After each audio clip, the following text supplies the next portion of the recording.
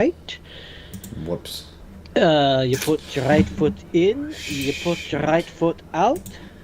You I put your right foot in, have to fix and something. you shake it all about. Let's fix You do the this. hokey pokey Okay, that's enough. and turn yourself around. And that is quite enough of that. Because that's what it's all about. Oh, whoops. It's off center. I don't care. You shake it all about. All right, I hear me. You do the hokey pokey. That's enough. And I hear you. All right. Audio seems to be working. That is We are live. that is quite enough of that. Welcome to the spur of the moment, where we do things and talk about stuff. Where dreams come true.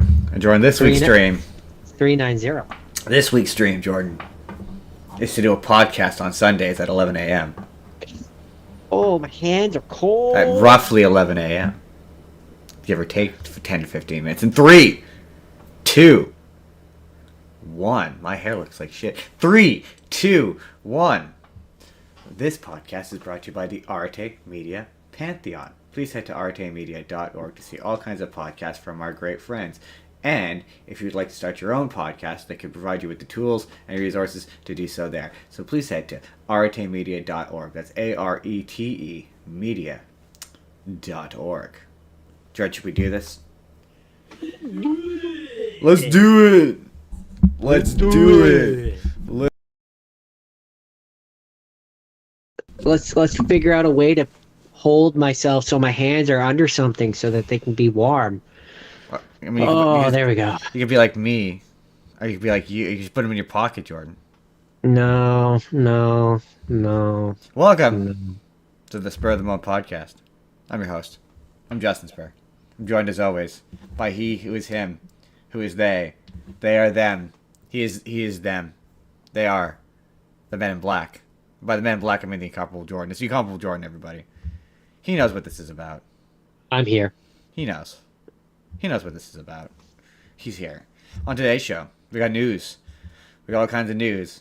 We got news about Beyond the Spider-Verse that's going to make Jordan go, yeah, no shit. Daniel Radcliffe, Jordan, he's definitively said whether or not he's going to be Wolverine, definitively. Terrifier 4 news. Avatar. Star Wars news. Marvel news. Oh, yeah, you sent me a trailer that I never ended up watching. Dang it. Monopoly. Jake Gyllenhaal.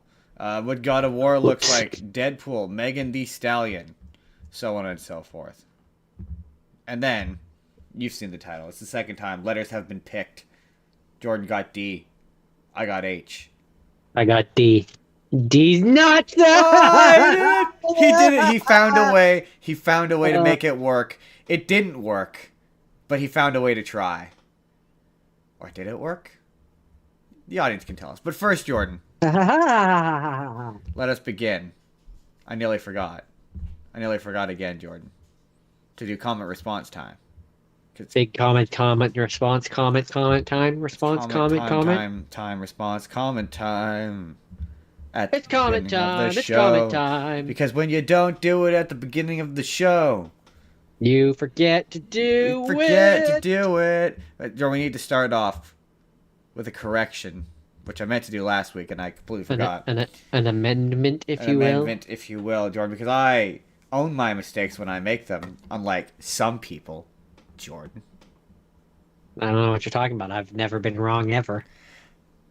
Jordan, I said that the Robin who was Joker. Never once have I been incorrect. That is in and of itself incorrect. No, that's a very true statement. I am always right. My world. I said that the Robin in Batman Return of the Joker, I said it was Dick Grayson. That was wrong. It was Tim Drake. I got 2 comments reminding me of that fact. Yeah, in your defense, I should have known better too. You also should have known better. To be fair, they didn't call me out specifically. The comment was just Dick Grayson ? Laugh emoji, and then the second was Dick Grayson LOL. It's Tim Drake, and yes, I fucked that up, and that is on me, and I will have to live with that.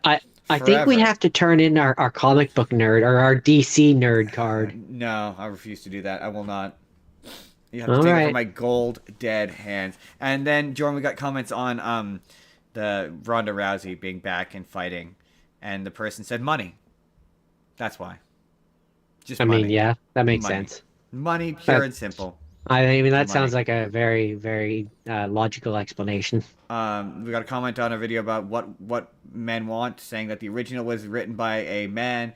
To wit, it was not. It was written by a woman. I think it was co-wrote by a man, but one of the writers was indeed a woman. I think that was it. The rest of the comments that we got were kind of slightly incoherent. Oh yeah, there was one. There was one. One person said that just the idea of a series like The Simpsons ending feels crazy, and this made me feel old. It's like the end of an era for a show that's been on since my parents were young adults. I mean, sure, but better for a thing to have a resolution and an ending than to just stop. I'm just saying though. I'm just saying. Since they were young adults, Jordan, we were young. We were young children when that show first premiered. I mean, I don't think about that because it makes me feel old. Feel old. Why are you making me think of things that make me feel old? Because I can and want to. You're out of control and you have to be I am stopped. perfectly in control, and we both know that I will never be stopped, Jordan. I cannot be stopped. I won't be stopped. I refuse to be stopped. Well, Jordan's I mean, freaking out. you might be stopped. No one I think will it's ever because stop me. I bumped my cord because I had to tighten my microphone Dang the it, thing. Jordan. You had one job. One. Yeah, and that job was to make sure that I was heard by making sure that my microphone didn't fall and face the opposite direction. Jerk. Oh, that's true. Jordan. Um, No. I'm about to tell you this story, Jordan. And Okay. at a certain point, Jordan, you're going to say, oh yeah, we're moving on to the news. It's the news. It's time for some News time. Nom nom nom nom nom news. Jordan, just when you hear this, you're gonna say no shit. And just I want you to stop me when you feel the need to say no shit. Okay. So Lord and Miller, they explained why Spider-Man Beyond the Spider-Verse was delayed, and they said, and I quote, that they talked about the multiple delays the movie has faced. The movie was originally planned to release on March 29th, 2024. And then they got moved. And according to Miller, the big reason for the delay was that at a point, the movie was split into two different movies. And then that plan was scrapped. I mean, okay, so So, Jordan, what? at one point, it was one movie. There was too much movie there. Yes, it started or it ended 20 minutes sooner when it had the ending, and then they just tacked on what is very definitely the beginning of the next movie onto it. Right? So, Jordan, say it now. No shit. Yeah, no shit. No shit that it was one movie. It's very evident given the fact that it does not. It has an ending. It has an ending where you could end it and it would be an ending. No, and it that's what I'm wouldn't be a saying. It has cliffhanger. no ending. That movie has no ending. Yeah, there's a point where you could end it, but where it ends is clearly in the middle of the second act of a bigger movie. They got too big. It's like, yeah, no shit, it was two movies. Anyone I don't with agree any... that there is no ending. There is an ending. They just chose to go directly No, past it and start.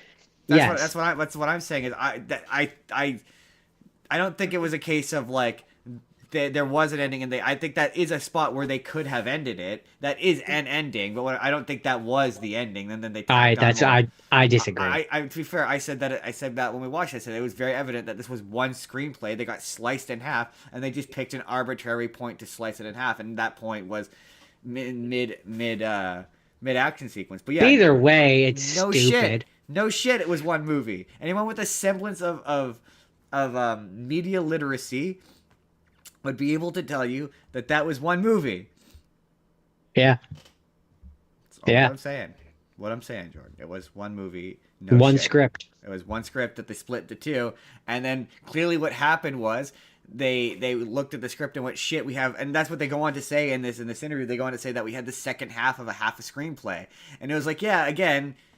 No shit. So what that tells me is that it's gonna feel like a wonky, uneven movie. It tells me that it's going to make Beyond this or the second one worse.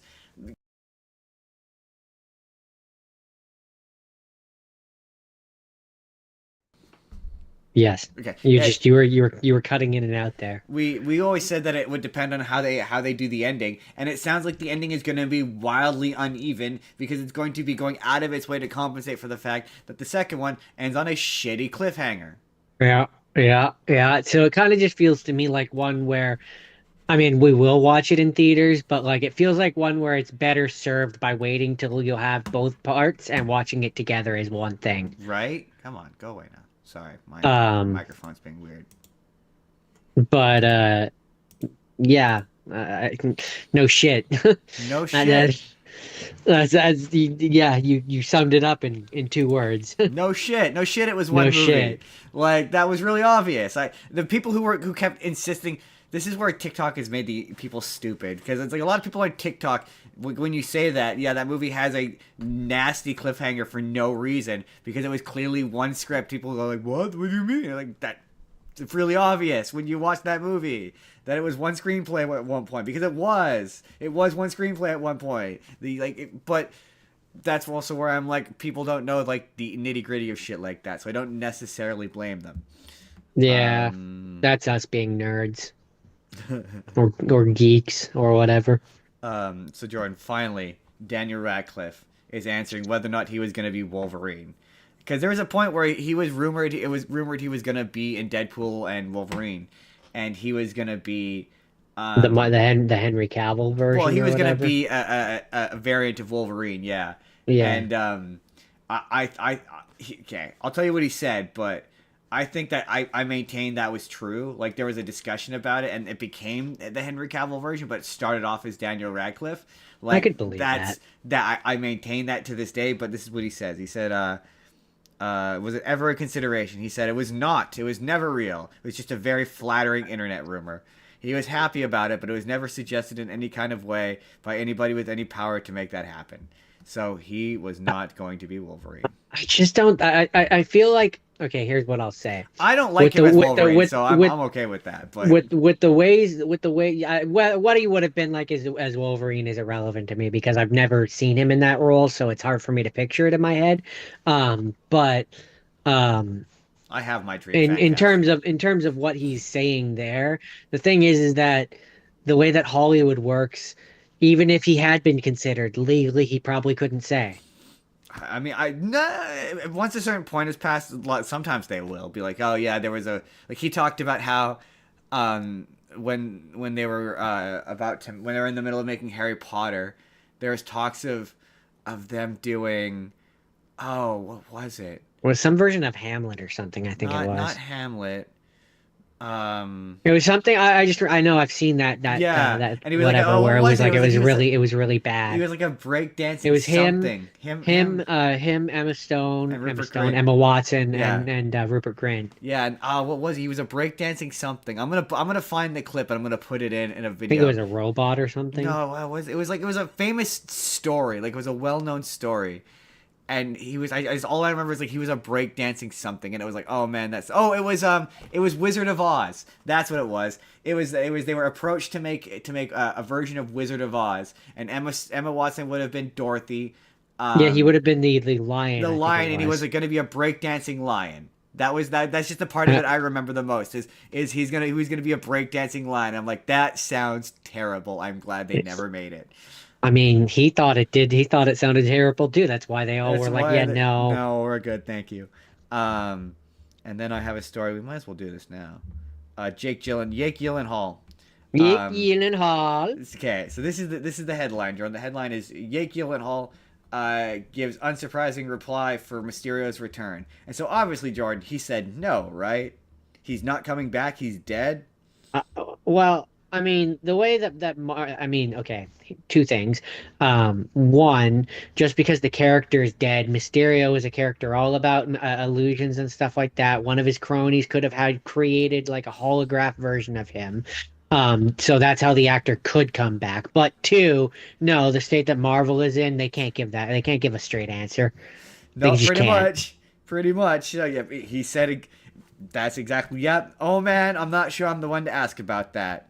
And when asked if his character is dead or not, he just said, "You never know," which automatically tells me that they have talked to him about coming back. Which makes sense to me. He was, He in was my a opinion, he was really he good. was supposed to So. come back in No Way Home.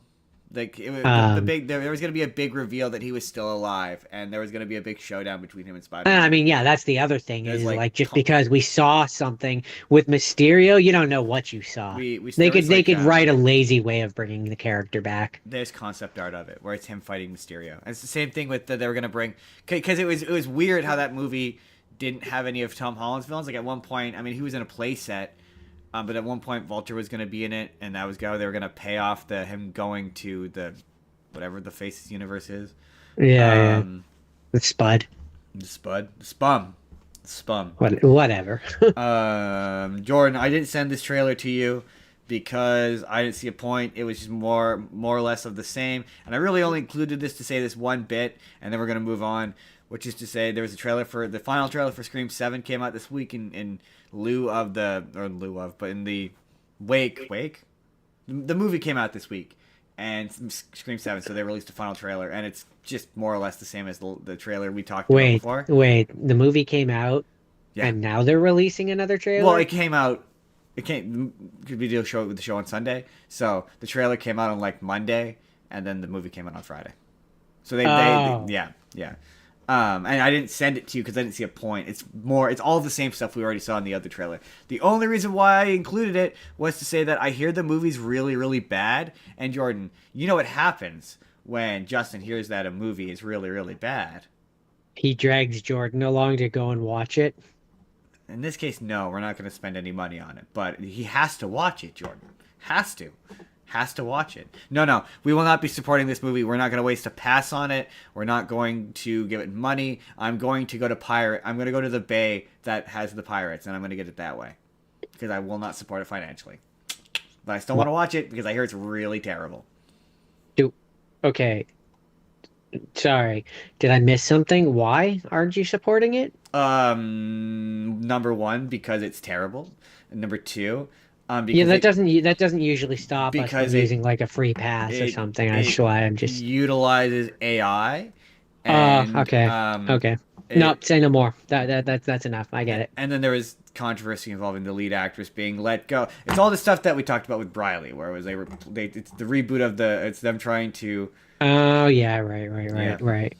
Yeah, it's all that shit. So I will not give it my money or a pass. I didn't mind giving The Flash a pass because there's other people involved in making that, but this is my version of boycotting because I believe that you can not support a movie financially and still watch it. I mean, yeah, you can. Quasi-legally. Well, Yo no. ho, yo ho, yo ho. In that regard, there's no no quasi or anything, but you know. Quasi-legally. Sure. We'll go with that.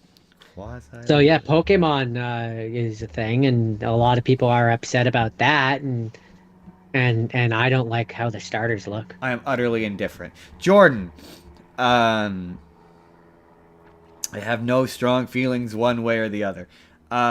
Jordan, you'll never guess what's getting a reboot. And you're gonna be like, why? Jordan, for whatever reason, Sony, despite all of those movies bombing horribly, despite nobody wanting them, allegedly the Spum's getting a reboot. Why? Why would anybody decide to do that? No, stop it. Bad. Apparently, it finally died. Let it unless you're gonna do something cooler with it, like make it where the like Spider-Man is actually a part of those, and like do what it should have been from the beginning. They're not going to do that, and they're not going to do that. So what's the fucking point? They're just gonna find other more random and obscure villains that you've never heard of to make movies out of, and we're gonna be sitting here being like, why? They have to be stopped. They're monsters. They have to be stopped. The only good one is the Venom one. It's the only good one. And even then, it's tepid at best. That's debatable whether it's good or I just like Tom Hardy. So remember how we talked? Yeah, it's true. We talked about how Avatar, they weren't putting it in theaters, and we were like, that's a massive mistake. The Last Airbender, you mean? Yeah, the Legend of Aang.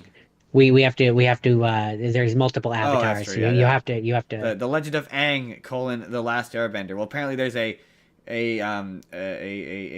what's the word, petition circling around the internet to get that movie put in theaters, which it should.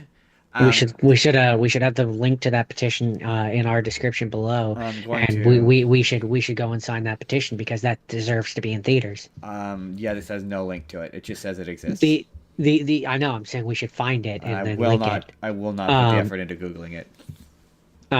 but no, the there should be more than just Shyamalan's version of Avatar having been in theaters. It's The fact true. that that is the only iteration of Avatar which has been in theaters is a crime It's true. because it is bad. I will. I again. I don't be surprised when they sell it to a distributor and it gets a Looney Tunes esque I release. mean, we can only hope. I assume it will. This is all a marketing ploy to. I guarantee you, like they'll find it. Well, who knows? It is Paramount. Paramount can be kind of dumb. Jordan. Jordan. Ba-da-ba-ba-ba. Jordan. How we still feeling about the Terrifier movies? I still have no desire to watch another one of them. No, no. I will. I'm gonna watch the fourth one. We're gonna talk about it on the Not show. really. I must see. But allegedly, Jordan, allegedly, the fourth one is the last one. So you're saying you wouldn't do it one last time for content? Not in theaters. Interesting. I don't know. Here's the deal. Mostly because, and this has less to do with the movie, but the last time we went and watched one of those in theaters, it was such an unpleasant experience for reasons that had nothing to do I with the movie know. itself. So I want to, if I'm going to subject myself to watching the fourth one, I want to give the movie the best chance that it can get by not souring its experience with extraneous factors. I know. I'm of two opinions. Here's the thing, right? We did not give Terrifier 3 a very positive review the first time we watched it because of the extenuating circumstances that weren't the movie's fault. And I had a way better time watching that movie at home, not sober. So like, I just I could see a repeat situation of just being midway through that movie and being sober and it just being a miserable experience. No, there's I could that. There's see that. There's that the fact that when happening. it's on the big screen, you're forced to focus on just it. Whereas, like, if I'm at home, I can distract myself from the scenes that make me truly uncomfortable. I Yeah. can't do that. I can't do that in the theaters. I'm like, here's the deal, and this is only for Jordan. I would consider it if it was in Abbotsford. Last time we had to go to Langley, and that also, like that the having to drive home 30 minutes. Like if it was where I worked, I would probably pop in and would even just watch it on my own in theaters. But I would watch if it was in Abbotsford and we didn't have to drive. It would be a pretty hard fucking sell Um, for me to want to watch that in because theaters. especially if we watched it, we made the mistake of watching that thing. I think like opening weekend because I wanted to get in on the algorithm. But if we watched it on like a Saturday afternoon and we were the only ones in there, or like at best there were like one other people and it was like Abbotsford and there was nobody, that'd be different. But yeah, I am not driving to Langley again for it. More discerning. Yeah, yeah, exactly. I'm not driving anywhere for it this time. I'll wait a couple of weeks and I'll wait till it hits digital if I have to drive any farther than the 10 minutes to our local theater. That's the only way I will consider it, and even then it will be me being like, "Ah, but this is so much more fun when I'm high at home." Yeah, it would be a hard sell. It would be a very hard Like these sell. movies are so much more fun when I'm not sober, and I would have to be sober Like for that. it just the last experience was just I I hesitate to use the word traumatizing, but like it was so unpleasant that it makes me resistant. But also, like, by the time it comes out, who knows? My perception of it may be different. I might be jonesing for some Terrifier because I'm certainly not watching it again next year. So, I might be like, yeah, it's been a couple years since I've watched the Terrifier movies. I'm jonesing for some ultra violence. I Why Yeah, I not? have no idea. I don't know when it comes out. So They don't have a release date yet. So, Jordan. I, Jordan, next story. Jordan, Star Wars, new Disney Plus show will change iconic villain in this way. I'm assuming that this is the Darth Maul show, but that's got to be talking about the Darth let's Maul just show. scroll on down. And, And survey yep, says, it's talking about the Darth Maul show. It says that, yeah, I knew it. guess, I guess this is revealing what the official synopsis is, which is set after the events of the Clone Wars. Maul plans to rebuild his criminal syndicate on a planet untouched by the Empire. There he crossed paths. Ah, there it is. There he crosses paths with a delusioned young Jedi Padawan who could be the apprentice he is seeking that will aid him in his relentless pursuit for revenge. How much you want to bet that Jedi Padawan is both a girl and pulls focus? Chances are solid. Chances are good that she will be the main character of that show and he will be a secondary character She in will his be his show. she will be his this version's show of Ezra. Yeah, yeah. It's like he is a secondary character on his own show. Jordan. Justin. Jordan, Justin. Jordan, do you want to know when Wolverine comes out? I bet you do. March 2026. No, that's now. We are currently in March 2020. I know, that's why I was like, no, that's now. That's pretty quick. September. Ah, you're close. Yeah, September 15th comes out. Huh. I am pretty stoked for that game. That game looks fun. I'm not gonna lie. I don't do this for every game, but when that one goes up for pre-order, that will probably be a pre-order. Oh, fair. Yeah, that's fair. I did that. I pre-ordered Spider-Man 1. I'm pretty sure I pre-ordered Spider-Man 2. So it just feels fitting that I will probably pre-order this one as well and get some sort of special costume that you only get from would be rad. From because I mean, if this is being made by the same people that made Spider-Man, the Insomniac or whatever, surely there's going to be multiple costumes. Surely there's going to be multiple costumes. You're gonna be able to wear the X-Men what was it Evolution or whatever, where he's in the orange one. I mean, you're gonna get the brown one. You're gonna get the classic brown one.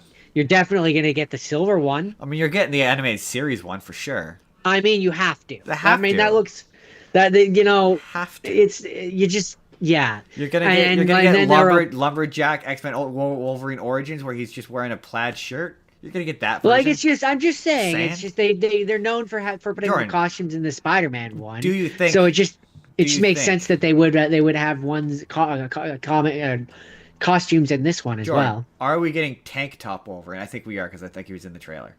I'm pretty sure he was in the trailer. I think he was at the bar. I'm pretty sure tank top Wolverine was in the trailer. I mean, we definitely got cowboy hat Wolverine, which is odd because he's not from Alberta. I don't think. Pretty sure he's not from Alberta.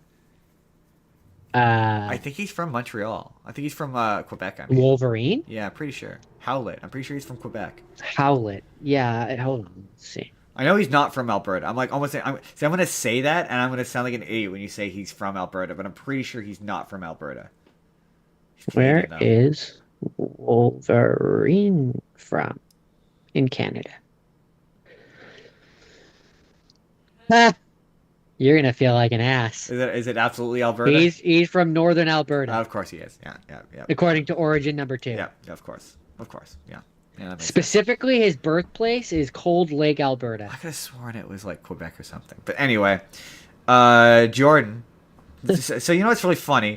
We talked about one of the movies that is based on this manga. But this headline is Jordan, beloved manga series getting live action movie from directors from Ghostbusters Afterlife director Ivan Reitman, and it's Astro Boy.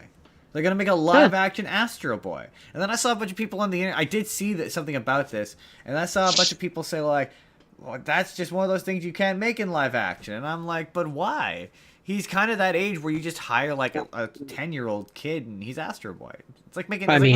Not even 10-year-old. I mean, if they're doing a live action version, they'll probably age him up. He'll be 13, 14. Yeah, okay, you know, whatever. You get a 14-year-old or 13-year-old kid to play him 10. It's really not that hard. But no. That aside, my only real, I'm not the right person to judge whether or not it's gonna be a good, faithful adaptation or if it looks good or anything. Because my only real attachment to Astro Boy is the animated movie that I did on this show, and I just don't know how accurate that is to the real Astro Boy. I've seen clips of the anime. That's it. Just random clips, and I've never actually watched an entire episode. So no, I don't know. We said that when we talked about that movie. I don't know anything about Astro Boy apart from what he looks like. And not really. I know that there's a lot of American cartoons that obviously take inspiration from them, like the Big Boy and Rusty. I'm not sure if anyone remembers that show, but that was very much inspired by Astro Boy. There's a lot of different ones that have been inspired by Astro Boy over the years. So like, I don't. Does he have a nemesis or like, you know what I mean? Does Like, he yeah? And what makes people say that you can't adapt him into or live action? Because like Mega Man. the movie Lot of- yeah, Mega Man is the best example of what I think. Like they're two very similar. I believe But Mega Man was inspired by Astro Boy, but I don't want to I say could that with any authority. I 'Cause could don't know I if I'm could right. believe that because again they feel very similar. Certainly, Um, I think the anime but was, because it's the same deal. His son died, made into makes him into a makes robot. him into a Yeah. robot. Yeah. But like, yeah, I don't. My only basis is the animated movie, and like I feel like you could do that in live action. Yeah. Like don't. I just don't know what about the character makes him ill suited for adaptation into live action. No, I me just neither. Sorry, I just want to check. I know you checked the time, but I'm paranoid now. and like Keep talking. I feel like you could do that in live action. And Like, so yeah, I mean I don't know. I'm not a begging. Okay, that's very distracting. We're all good. We're all good. I don't know. I'm not a big enough Astro Boy fan to be upset by that. No, but neither I'm am also I. not. I'm not a big enough Astro Boy fan to To be be- like, oh, that's really fun. To be That's excited really about it? cool." No, me neither. Yeah. I'm like, I'm just not enough of a fan to care one way or the other. I'm not overwhelmed by it, but I'm not underwhelmed just by kind it of- either. I'm just kind of I'm whelmed. just kind of whelmed. Why isn't anyone whelmed? I'm whelmed. Very so- whelmed by it. Jordan. Yes. Yes. Jordan. So this Yes. is another. See, this website at times there are the art. Sometimes the headlines are funnier than the articles, where you're like, "What is this going to be?" Because they're always weirdly vague. I guess to be attention grabbing. I guess is the idea. I mean, it works. So Jordan, this is the headline. So this back half has become a lot of Jordan. This is the headline. Guess what this means based on what the headline is. So. Monopoly Netflix TV show based on hit board game gets first details. Now, Jordan, before you interject with your thoughts on this, I just want to ask a couple of qualifying questions. So, question number 1. Do you think this is a narrative-based show? Just based on that headline alone. This is not me being just a genuine question. Can I you have say no the head? clue. Can you say the headline again? Sure, and before I do, I'm not being smug or facetious. I have not read this. I have no idea what this is. We're guessing together because I think it's funny. So, Monopoly Netflix TV show based on hit board game gets first details. Now, do you think it's a narrative-based show where, say, the Monopoly Man is a character, or do you think, which is what I think, that this is a really lazy reality-based reality-based competition television show? Well, yes, that would be my first guess Right? because It's a shitty reality they television show, they right? they've been known to do things like that, like with Beastmaster and like Exactly. different stuff like that. So yes, my first instinct is that. Now that being said, I'm trying to imagine how you could do a narrative version of it, and I just don't. I mean, every version of it, we've talked about before, every version of a Monopoly movie just becomes Jumanji to me. Yeah, I like the one where just- they get sucked into Monopoly World, and all the Monopoly characters are all people from the real world, and it's double. and like there's that's the version I like. boardwalk I and know stuff it's like that. lame as hell, but I don't care. I think that's awesome. But My other no, favorite version of I- it that was compared as being like Blade Runner. Having now seen Blade Runner, I would like to see how Monopoly is it like the Monopoly Man ruins a Blade Runner-esque city with like an iron capitalistic fist, like where he just controls all of the real estate because he is the Monopoly Man. Where they're trying to make a state. Anyway, let's find out. I mean, hold on before you do. The way that I would see an actual narrative show going, in my head. But that's not what this is. This is definitely just going to be like It's a reality show, style, game yeah. show. But if I was doing a version of a narrative thing, what I would do is essentially have it be where, it's about like this family or something which is hired by this like eccentric rich guy to play the game of Monopoly, and like they're playing like they are going into a big thing that he has created and playing the game of And Monopoly. he dresses like the Monopoly. Let's And find out here. they all dress like as the characters. He has built a big set which has boardwalk, which is like, and it's like this gigantic thing. And I don't know how it would work exactly, but that's how I would do it.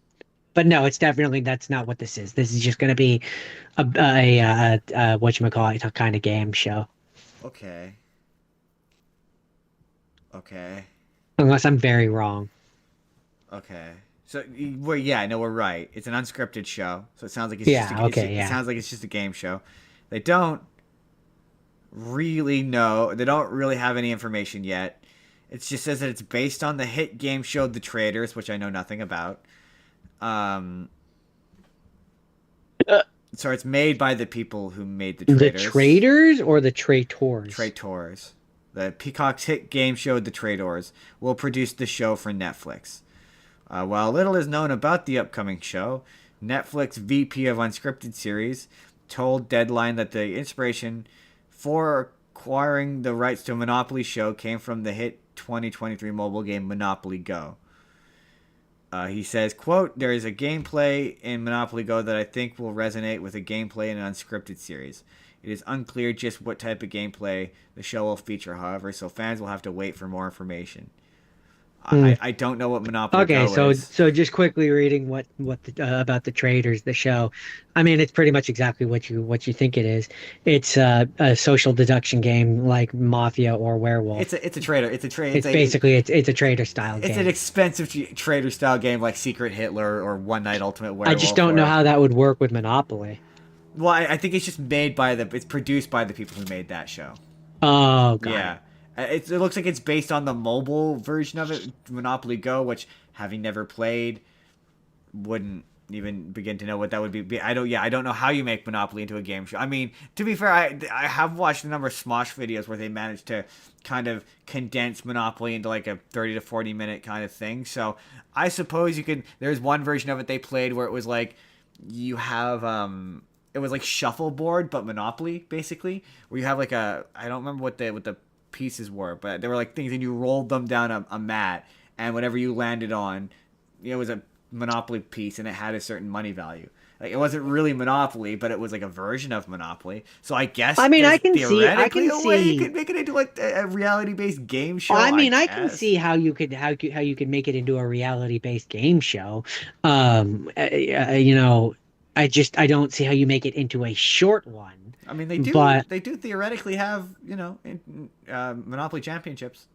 but like for Just saying. example, you could absolutely have it be where and staying true to like a traditional Monopoly game where you're trying to collect the different like Properties. Marvin's Garden and stuff, the properties, and when you land on the square or whatever, like they're rolling giant dice or something, and when you land on the square, you have to do a physical based challenge in order to get the square, and if you don't complete, like if you don't beat the challenge, Oh, that's true. you don't get the square. I guess you just then I guess you just do it to once you run out of properties, then you just go to whoever has the most property value and cash Yeah, wins. or Yeah, I guess something that's like fair. that. Yeah. Yeah. That's what I said. I could see how you could turn it into one. It's just for me, how do you do that fast? Yeah, other than you speed up the pace of games and you remove the concept of negotiation, really kind of remove everything that makes. But now I'm gonna have to maybe consider downloading Monopoly Go to see how that plays. Jordan, Fair enough. Jordan, you sent this to me actually, and I thought it was funny. And Jordan, I want you to say what you Did said I? to me when you sent it to me, which is Jordan, the first images of Kratos and Atreus have been revealed Oh, for that yeah. Prime Video show. And Jordan, what did you say? I believe I said something to the effect of, it looks so much like the game that I thought it was AI at Yeah, first. I yeah, it absolutely does look like that. I've seen people say it um, doesn't look good, and I'm like, hey man, if you like those games, it sure looks like those I mean, games. they look like those games. I can't speak. Atreus, I think, I can't remember the picture off the top of my head, but I think his hair is a little bit longer in the picture than it is in the game. But no, he looks like Kratos, He like from the sure Dad of War games. he sure He looks like looks like Kratos. Kratos. He sure Um, looks like Kratos. so Oh, I mean, that's pretty funny. We're yeah, putting that it down. just was kind of I just wasn't sure when I first saw that. I was like, I didn't know if it was like actually real or if it was AI, Who is she playing? which is bad. That's bad. Oh, interesting. Like not it looking like the game is good, but like the fact that I can't distinguish whether it's reality or AI is bad Yeah, for it's the not state good. of the world. That's not good. That's not a good thing. No, sorry. I have this story which is Jordan. Megan the Stallion is set to make her Broadway debut with musical based on iconic movie.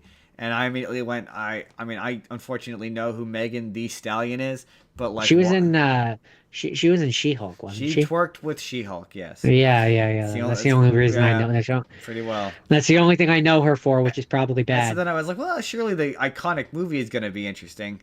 And I was like, and I looked at it, go down. She's going to be in Moulin Rouge, the musical, which is redundant, number one. Moulin Rouge is already a musical. You wouldn't call Sound of Music, the musical. It's already a musical. It's Well, I like, mean, it kind of, but that's kind of the it's like, same effect of like it's like School calling of it. Rock the musical, Exactly. or Well, no, see, School of Rock, I went. High School Musical the musical. Okay, in the case of High School Musical, the musical, that is a joke on the because that's a meta joke on the fact that the plot of that show is about them making High School Musical. That's what that show's about. So that's a meta joke. And what was the other one you said? Uh, the first one I said was School of Rock the musical. I don't know that I would. I'm so set. I'm so torn on whether or not to be like. I don't really know that I consider that a musical, but there's two musical numbers, so well, one musical number at least. That is a musical number, so I guess it is technically a musical, I guess. But yes, and to be fair, School of Rock the musical does exist. So yes, I guess I will Or say that that is sort of redundant. But yeah, it's called. I guess it's meant to distinguish it or yeah, it's so that you know that it's not not the movie. you can't just call it Moulin Rouge because then people will think it's the music of the movie. When yeah, I maybe this is more of a musical than the movie, but I just was like, oh, I was expecting something a bit, but also yeah, that is kind of an iconic movie. So It's like all of those ones where the reason why they have to like they call it the musical is yeah to distinguish them from the movies. There's a lot of different versions where it's like such and such the musical, like the Prince of I don't know if it actually calls it the musical. I know I'm about to say this and I'm not but like the Hunchback of Notre Dame or Prince of Egypt or any of yeah, those ones. they call them dumb. Yeah, okay, all right, fair enough. Where like they only do that they know that you know it's a musical but they don't know that you don't know that they're talking about the musical and not the movie That is fair. online in particular Um, so Jordan, for like search uh, Google ability. this next story goes out to with apologies to our friend Jake because Jake is a daily. I don't know if Jake is a Daily Wire fan, but Jordan, I want you to tell me if you consider this to be this actor's career is over. So Jonathan Something about Jim Majors, Carrey. no, no, I don't want to talk about that because people are being weird. It's Jim Carrey, guys. He got old. He had a bit of work done. It's Jim Carrey. You know what? We are going to talk about this. Fine, we'll talk about it. I didn't want to talk about it, but we're going to talk about it. I guess as the Jim Carrey. I don't even know what was. I just saw there was a bunch of things about something about I Jim guess as the Carrey. guys who shit on Jim Carrey regularly on the internet, I now have to be the guy who defends Jim Carrey on the internet. What is this? I've become the thing I hate. Um, but okay, The circle is now the circle complete. is now complete. But very basically, he was receiving some sort of Award or in something. France, and he showed up and was like super subdued, and he did a lot of admittedly odd things for Jim Carrey, like he didn't have the correct eye color and like his face looked slightly off, but he still looked like Jim Carrey. But he looked like Jim Carrey who got old and had a bit of work done.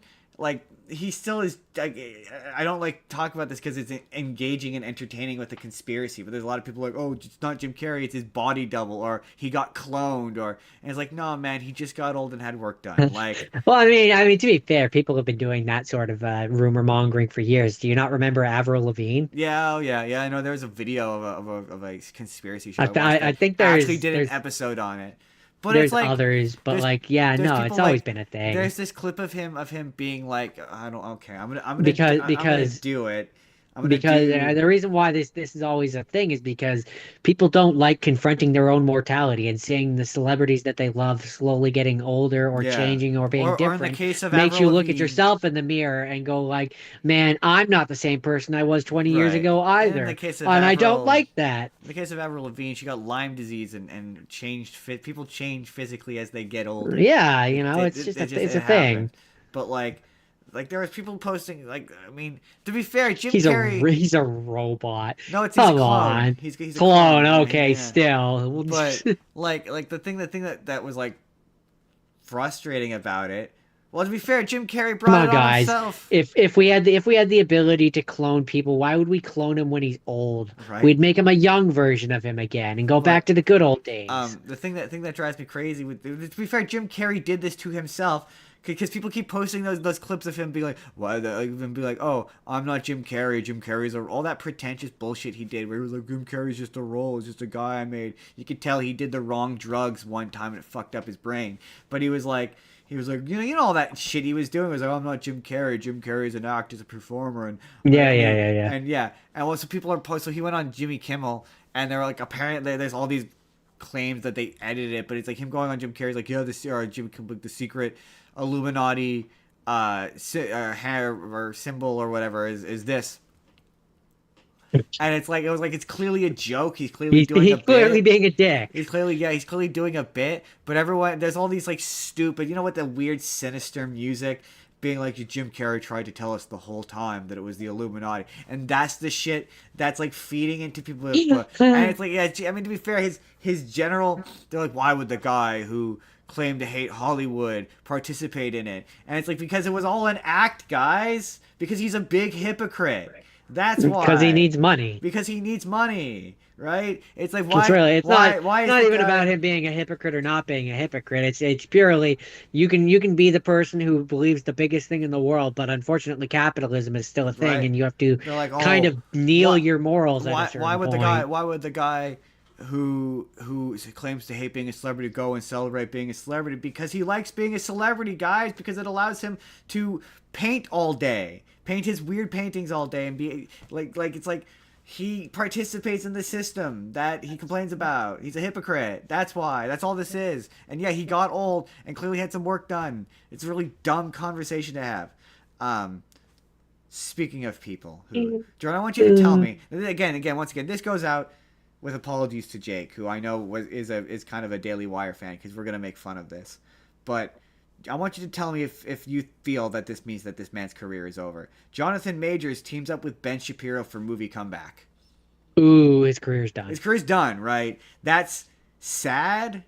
Like Nobody wants to hear that you've teamed up with Ben Shapiro. I feel like Jake will come into the comments and clarify this. I feel like Jake has been fairly critical though of their movie making ability. I mean, just go watch that Brett Cooper Snow White movie.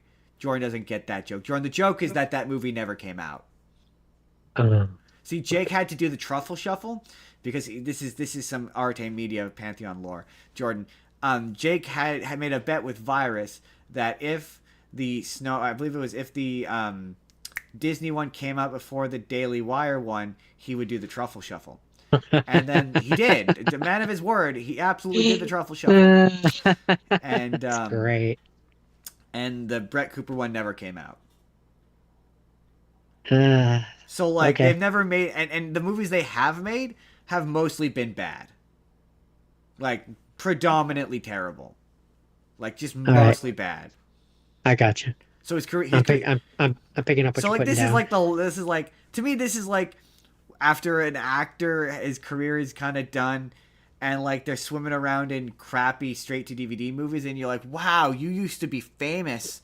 Like, wow, you were doing to me there's people online pretending that this is some kind of brag, and it's like you used to make millions of dollars to make Marvel movies, and I just don't think you're making the same money doing Daily Wire Plus movies. I just don't think you are. I mean, I would just have summed it up even more basic than that. You used to make real movies. Right? You used to make real go to theater movies.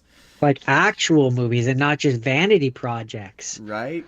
Like to be like, oh, Like it's just I don't know. I don't It's know a lot about Ben Shapiro and all that because I can't stand his stuff. But like, yeah, no, anything funded or backed or worked on by him just feels like a vanity project especially now where it's like yeah, it's or just or fa- if the or fan I fiction. don't know. I'm just like if your entire marketing is like, hey, we got the guy who got canceled for hitting his wife that he settled out of court and didn't deny wrongdoing.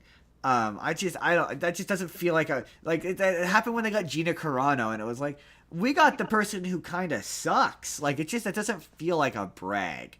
I don't know, but also I'm like fuck it, bring him back as Kang. Bring him back. It was really funny watching people like just take this turn and be like Kang was good actually, and I'm like no. We were doing this back then, or I was doing the internet thing back then, and no. We're not gonna do this the bullshit revisionist history shit is happening even faster now because it's like no. You guys didn't like Kang.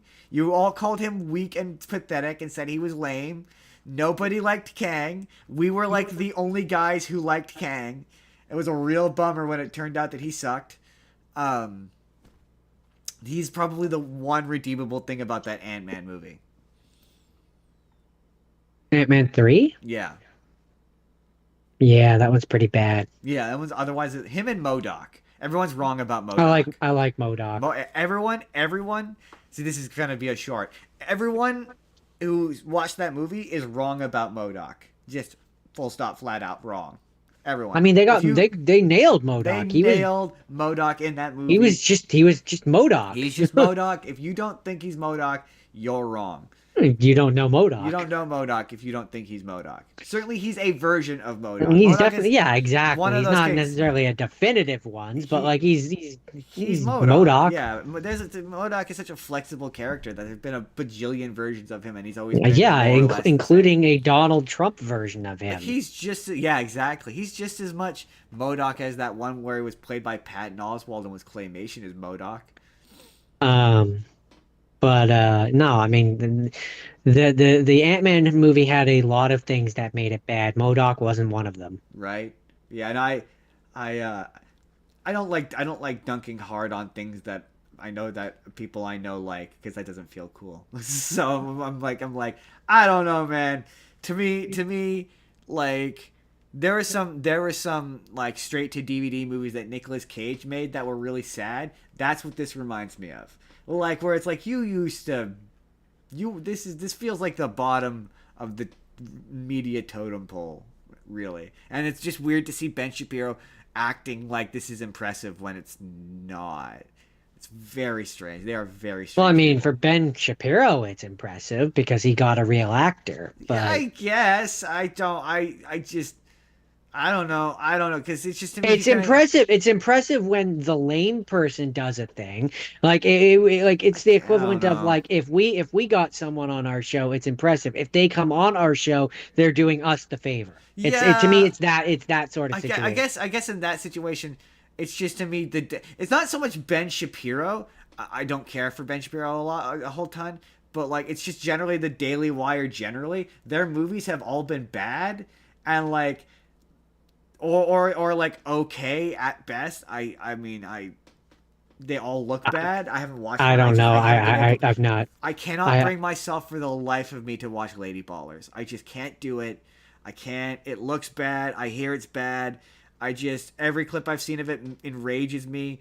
There's a part of me that wants to do it for content. I kind of feel the same way about like Matt Walsh's documentaries. This I know they're going to upset me, and I just don't know that I can do that to myself. But like yeah, their movies. So I think it's one of those like to me it's not so. You're right. It's not so much embarrassing for Ben Shapiro, but it's so embarrassing for Jonathan Majors, in my opinion, that it reflects back onto Ben Shapiro, if that makes sense. That's fair. It's just like a splash effect of embarrassment, of the endeavor feels embarrassing. Like, yeah, okay, he got someone kind of big, but he's not. He's an actor who clearly can't get hired in regular Hollywood. He did like one movie post this and it didn't do well. So it just rings as a guy who can't get work and is desperate, and a guy who's a is a carnival barker, snake oil salesman trying to sell something that isn't going to sell, and he'll be on Daily Wire anyway. So I just don't know that it's going to increase subscriptions. It just feels embarrassing all around. But hey, people, let me know, how do you feel? And then this trailer I sent you, Jordan, finally. Yeah, I forgot to watch that. You ruined the bit. I was gonna have you describe the trailer to me because I didn't watch it either. But it's a trailer for you talked about it for that show. I'm gonna test if you remember the name. In a Violent Nature. If that's the one where he's the killer, we're following him around, and that's the Canadian one, Yeah, right? they're making a second one. Yeah, I don't remember how the last one ends to remember if it makes sense. I think it ends in a cliffhanger way, It ends with him if I remember going. correctly. I think you said it ends with him going back to his regular life, and he's just a dude. He's a regular dude. He hangs up his mask or whatever on his wall. Oh, you're talking the one where he's at the carnival. Well, it's the one, or no, maybe that's not the one I'm thinking of. Maybe I'm confusing the two. But no, it's the one where it's Oh, from the hold on. What's the name of it? In a Violent Nature.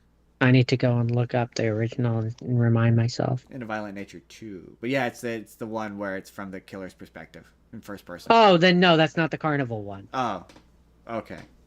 Never mind. That's the In a Violent Nature is the one where a group of teens takes the locket from a fire tower in the woods, and then they resurrect the corpse of Johnny, who's eventually he's basically Jason. And you follow like you. It's a lot of it is from his perspective Gotcha. instead of the campers. They're making a second one. Okay. I don't remember again. I don't remember how this one ends. I think it ends with like he's killed everyone and he goes back to his tower or something. So I guess maybe it kind of just feels like this one is again from what I remember of In a Violent Nature, it feels like the next Jason Voorhees. Yeah. Hey, that's what they want. They want a new Jason Voorhees. So that's cool. That's one where like when we do a Halloween episode and I need a horror one to watch, I'll probably pick. Yeah. Yeah, same. Jordan, today's episode. As always, they're out there today. Apparently, they were quite busy. But the Wild Education is having their final open house this weekend. You can head on down there, the details of which are in the description down below. But will be the final time before they move to their new location. It will no longer be doing open houses. So go check them out. We would check them out, but we're here talking to you guys. And telling you to go and check them out. Yeah, so you go check them out. They're apparently quite busy yesterday. So grab your headphones, have one ear in while you listen to this podcast and keep it going in your pocket and go check out some animals right now. Or you can just leave it on and go check out the animals and you can just let it play. You don't even have Either to, way. You don't even have to watch it. Either way. I mean, you don't really need to. You don't really need to listen to it. No, they do. They do. They need to listen to my soft, dulcet tones. Let it play in the background, Jordan. Well, listen to me as you go about your day. And then the other thing that as you go visit the animals. Go visit those animals. Today's episode is also brought to you by Jordan. Let me ask you this question, Jordan. You have a reasonably successful YouTube channel. Define reasonably successful. Jordan, you need to put out regular content on a regular basis, semi-regularly, multiple times a week. Define regular. Jordan, you can, thanks to today's sponsor, vizard.Ai. Define can.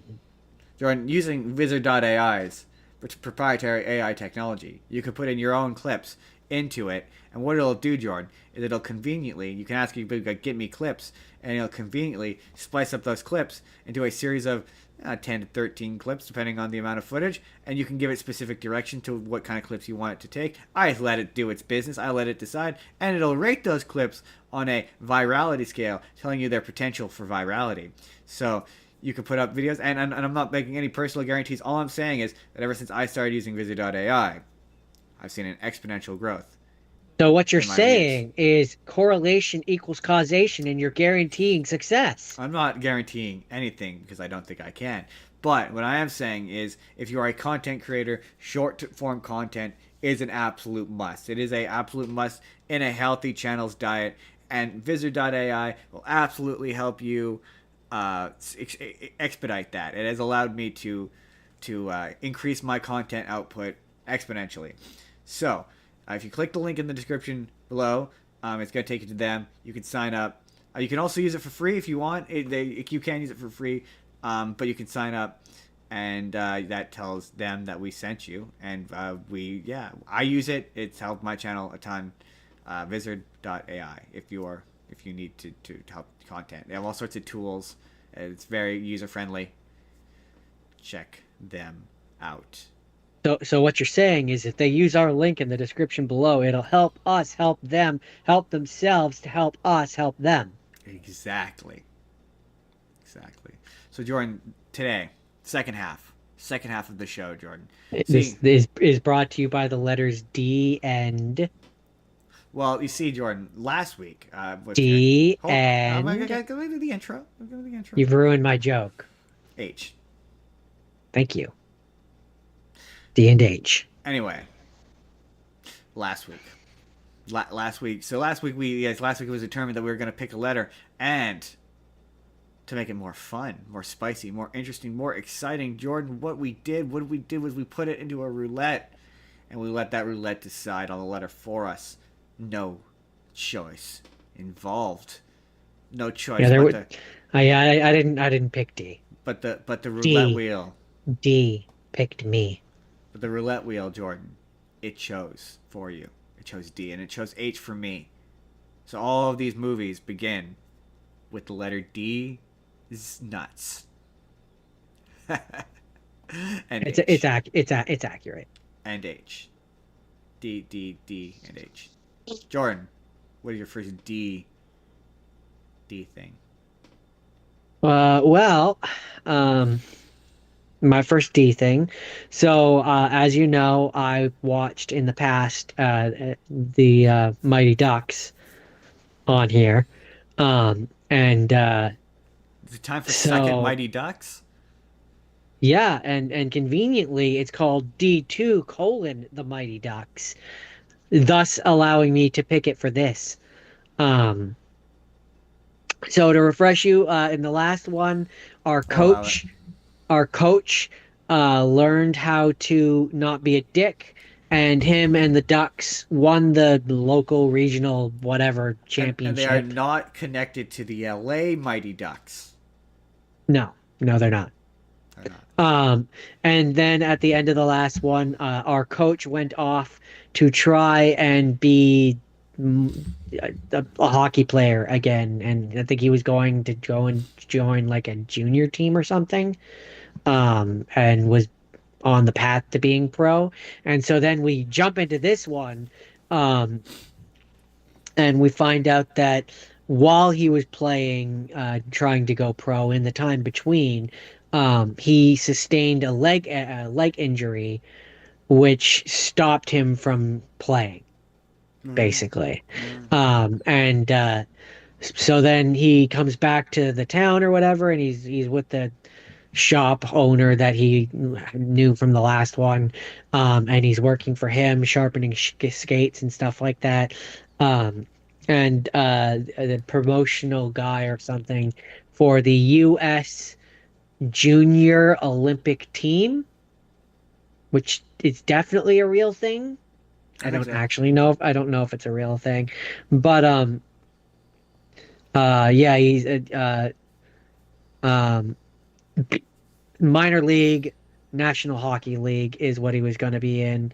And then it's the Junior Goodwill Games. That's what it's called. And which I guess this team, and this is maybe going to make me sound old. I don't know what the nice way of saying this is, but this was something that threw me off in the first one, and it still throws me off in this one, is that it's a co-ed team. So there's both girls and boys on the team. Yes. And I'm like, at an Olympic level thing, I just don't feel like that would be the case.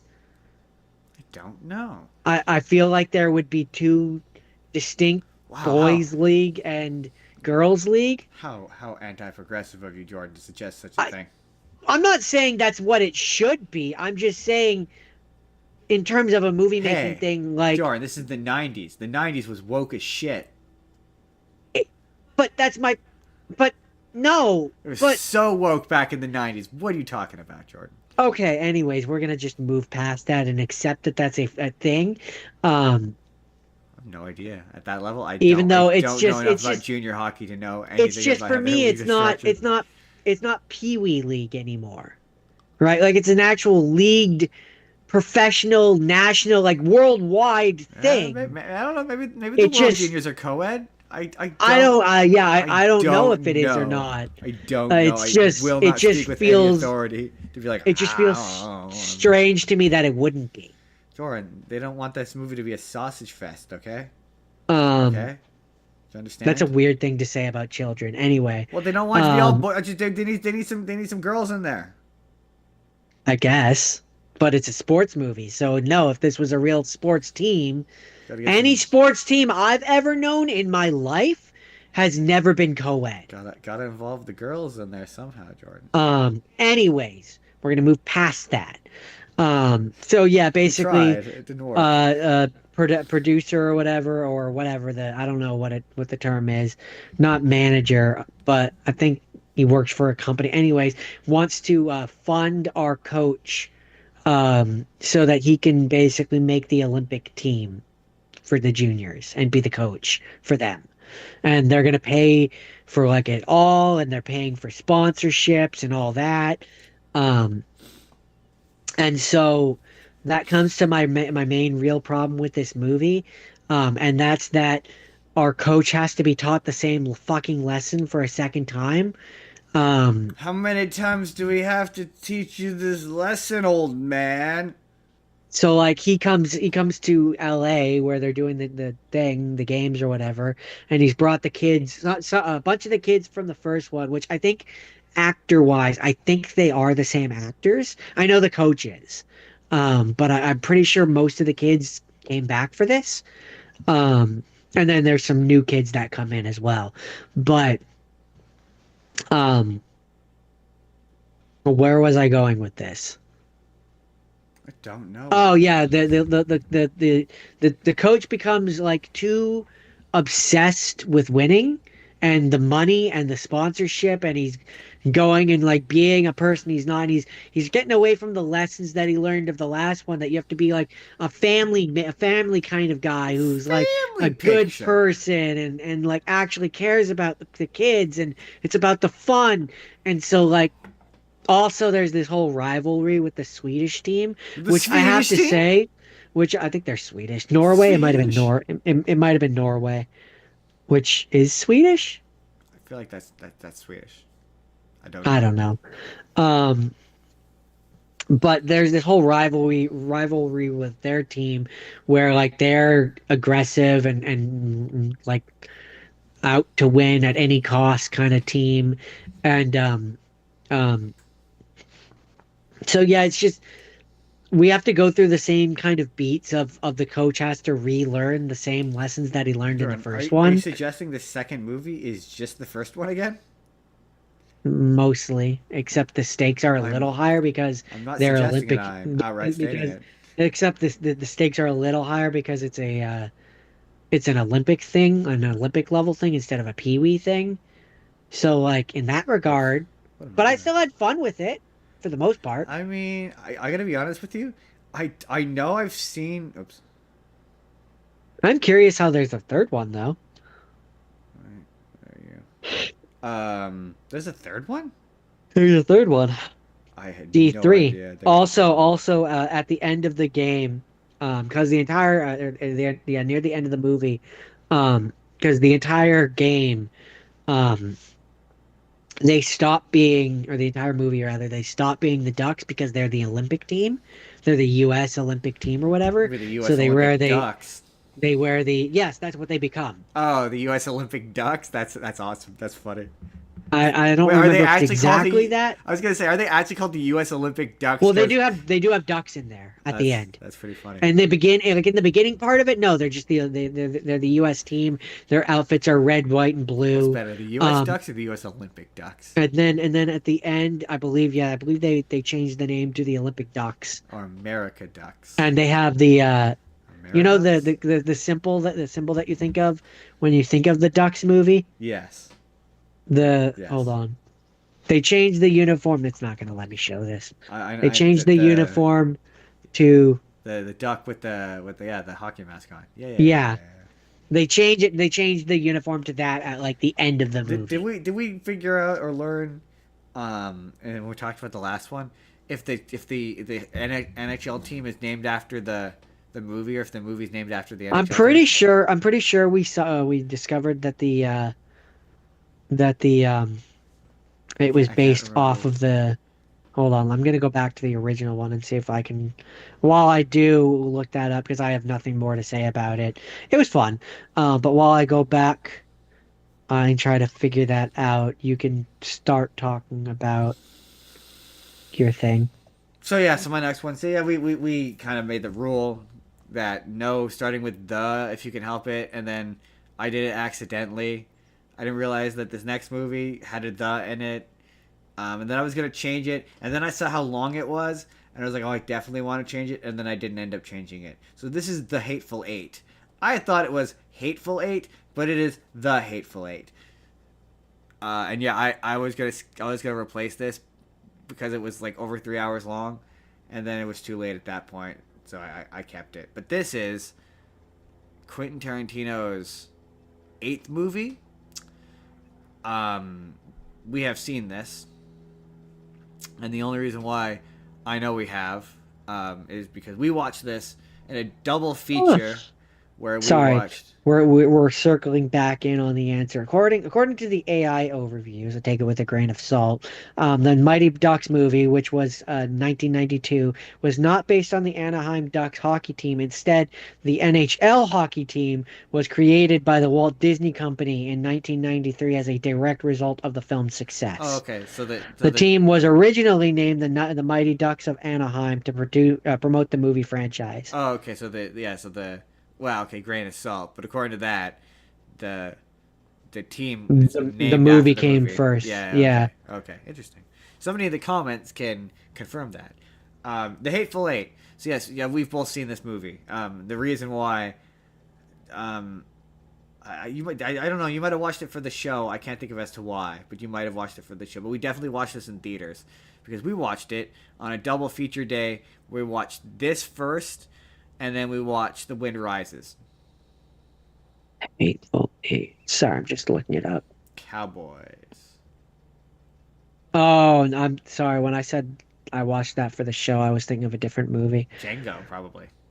No, I think I was thinking of I think I was mixing it up with that one where it's the actor, the director who's trying to make the movie and it's got like seven psychopaths. Oh, okay. Yeah, yeah. No, no, no, no. This is not that. I think But is you've what I also was seen this thinking of. movie, because yeah, we watched it. We watched it was double feature at Colossus. Yeah, I'm reading the description of this, and yeah, that it sounds familiar, Yeah, but I can't believe we did that. I can't believe we watched this movie and then proceeded to watch The Wind Rises, which is also boring. Like I cannot believe that because we didn't even do it for content. no, okay, yeah, this is the Hateful Eight. There we go. That's where the trailer's gonna go. I need a spot. I've learned I need a spot for the trailer. That's where the trailer's gonna go. Fuck, I hate this movie, man. I remember the first time I watched it, I was in my like I'm a film snob phase, even though arguably I would argue you're even worse into that now I'm than you worse than were it now. then. But like I was so determined to defend my love of Quentin Tarantino that I was like insistent this is a good movie for years. I remember defending this movie in conversation with you being like, this movie fucking sucks, and me being like, no, no, no, but you don't understand, it's actually You good. did the nuance of it all. You And, just don't and get it. You're a plebe, the Jordan. number I'm one a thing snob. is like, oh no, all of Quentin Tarantino's movies are brilliant, especially this one. And I remember you said that this movie would be so much better if it was a stage play. Like the fact that it's a movie is That sounds surprisingly nuanced for well, me. because the first 30, and I'll never forget it. I remember Especially back then. the first 30 minutes of it are them in like a wagon. At first, they introduce it's Kurt Russell and Samuel Jackson. Kurt Russell has a captive, and then eventually Walton Goggins gets added to the mix, and it's 30 minutes, and I remember like 15 minutes into it getting up to go to the bathroom and then coming back, and they were still on a fucking wagon. And you're like, yeah, if this was two actors on stage, this would be brilliant. But because it's a movie and you kind of want them to do something, it's so boring. It's Yeah, I mean, it's boring. the It's same. agonizingly boring. It's monologue. Like there's so many monologues where Samuel Jackson just reiterates the point 3 or 4 times, where he just says this is like, yes, you just said that. You just said that. Sorry, you were gonna say something. I was gonna say for me, it's the same as like I can't remember the name of the movie, but the one where it's Ryan Reynolds in a box, where it's like Yeah, yeah, Barry. Yeah. because nothing happens on screen visually, it makes it a very boring and tiresome movie for me. Yeah, yeah, it's not really. For for for me, audience, okay, I know you all love that movie, Do they? but I don't know. For years, I remember you and I hating it and everybody getting up in arms about it. Well, I've got a few people on my at the time who I would I guess describe as up in arms, but there's a lot of people who hated that movie though. I like it now, but like this movie, it's just like yeah, it's like so Still, many. I still maintain that movie. Sorry, this is off point, but I still maintain that movie would be a better book on tape or book than a Yeah, movie. yeah, but yeah, this one it's like yeah, this it's just a lot of like yeah, if this were on stage and there were like 3 or 4 actors on stage and there were loose set dressings, like yeah, this would be probably more engaging, because there's just so much of like actors acting and just saying real. And I get that it's Tarantino and Tarantino is about dialogue, and I looked into it. I'm like, whoever edited this movie is a hack because scenes go on for a fucking eternity. So I was like, oh, surely Tarantino edited this movie Oh, himself. wow, that was aggressive. Because it's terrible. So many of these scenes go on for a fucking eternity. Where it's like, bro, learn to cut stuff. Like cut, and I'm like, is it because he's Tarantino and you're too chicken shit to be like, hey, Quentin, man, maybe you could cut this scene by like 5 minutes so it doesn't go. This movie could be 30 minutes shorter and you would lose nothing. You could still include like there's good shit in it. I mean, a great deal of it is just Kurt Russell punching a woman in the face for some reason. Like for some reason, the direction that Quentin Tarantino gave Kurt Russell was just be John Wayne. Just do John Wayne. John Wayne was a massive prick. Just do John Wayne. And so that's what he does. He does John Wayne. But yeah, there's a weird moment where Samuel L. Jackson tells his story, which you're not sure if it's true or not, about how he orally sexually assaulted the one guy's son. And it's from that point in time where you kind of gotta, the movie, I should say, takes place in that point in time where you gotta remember, like, not everyone would know how people look.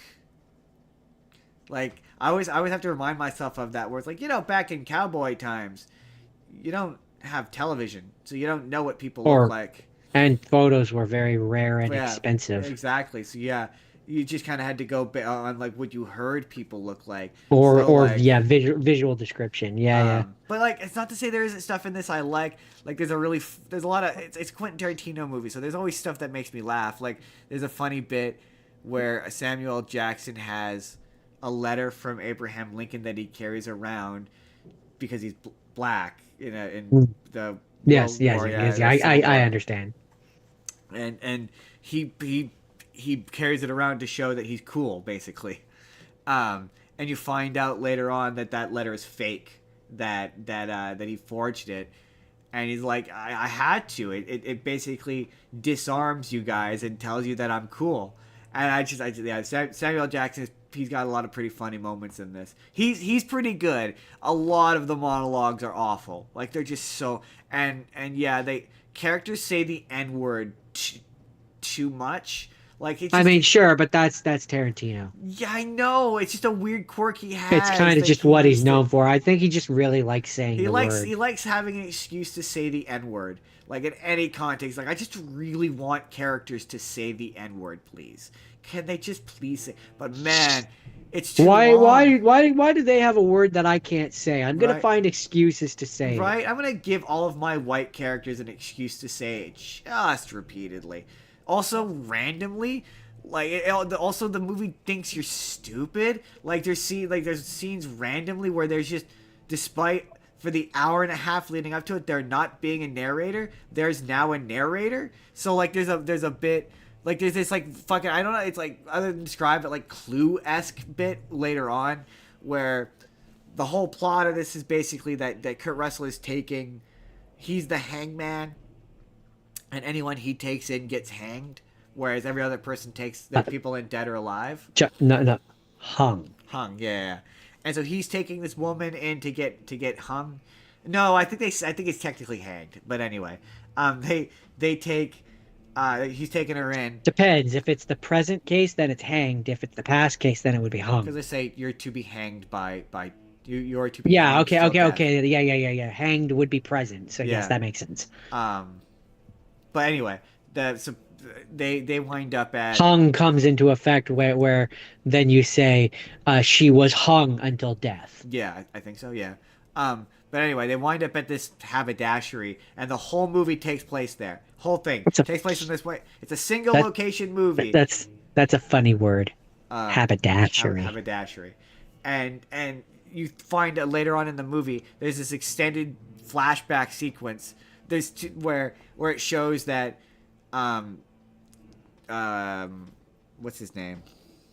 Oh my god, Channing Tatum. Channing Tatum is there, and he's the brother of the woman that Kurt Russell has, and he shoots Kurt Russell. Kurt Russell winds up dead because the coffee gets poisoned, and Samuel Jackson gets shot in the dick, and then it cuts, and then the narrator cuts. And the thing about Quentin Tarantino movies is they're all told by chapter. And so it cuts, and then the next chapter is, and there's a narrator that's like, oh, well, all this was happening. Little Daisy May was watching. She saw someone poison the coffee, and there's now a narrator who just explains everything to you and spoon feeds you what's happening instead of just letting you see that she saw that someone poisoned the coffee and having a bit of nuance. Or Quentin Tarantino has himself, because it's Quentin Tarantino doing the narrate it in like it's like he's like doing it. If you've ever seen a table read, like you've seen clips of a table read, right? Yeah. It's like he's doing a table read and he's doing the stage direction. So the narrator is not written in organically, it's shoved in, and it's just spoon feeding you what is happening without an ounce of nuance. And it's awful. It sucks. I was like, I mean, surely this is his worst movie, right? I don't really remember. And here, let's just put it this way: I don't really remember anything about that movie. Fuck, it's so boring. It's long, but I and it's just, boring. which to me just really says that Tarantino's better cowboy style movie was Django Unchained, because I love Django. that movie is just fucking amazing. I went, this is his worst movie, right? Like, yeah, there's so many contemporary. I remember when we weren't, but I remember saying when I saw it when it came out that it was too long and I hated it, and it would be a significantly better movie if it were 30 minutes shorter, which you could absolutely fucking do. You could cut this movie down by 30 minutes easy, then it'd be a better movie. If it was like 205, it would be a way better movie, and I would probably like this better. But it's so long and so far, and I hated it. I fucking hated it. And I went, surely this is Tarantino's worst movie. And I Googled it, and I went, is this Tarantino's worst movie? And Google consensus yields no, his worst movie is Death Proof. So I've never seen it. I've never seen it, but I know of it because it's part of. We're gonna come back to this later today, in fact, but it's part of a double feature that they put in the theater. It's called Grindhouse, and he did. I believe he did Death Proof, and Robert Rodriguez did Planet Terror, and it was one thing. You went, you watched it. You watched both movies, and it was a double feature. And I regret, because I worked at the theater when it was in theaters, and I regret not watching it. But apparently that's his worst movie, which yields me to, or not yields, but which leads me to, I should say, we're going to pick a director next season when we come back. And I'm going to do Quentin Tarantino. Because I need to watch that. And there's only 2 Quentin Tarantino movies I haven't seen yet, and that's Jackie Brown and Planet Terror. Not Planet Terror, Death Proof. So, I'm gonna pick a director, and I'm gonna do Quentin Tarantino. But I was like, but I already have the next 3 episodes booked, so it's gonna have to wait till we get back, and after Japan. So, yeah, that is the Hateful Eight, and I fucking hated it. All right. So you would say that the Hateful Eight filled you with hate. I was very hateful by the end of it. Yeah, I was like, oh, it was an absolute fucking slog. All right. Well, I enjoyed this next one. It was Daddy Daycare. It was, Always funny. it was an Eddie Murphy movie. It has the uncle from Wizard of Waverly Place in it. Jeff Garlin, Um, the uncle from Wizards of Waverly Place in who it. is played by actor Jeff Garlin, who apparently sucks, but that's neither here nor there. I mean, that's not. We're not here to. That's not. That's not what we do here. That's not what we do. We judge in silence. Um, Aggressively, but but very passively. very passive aggressively. Yeah.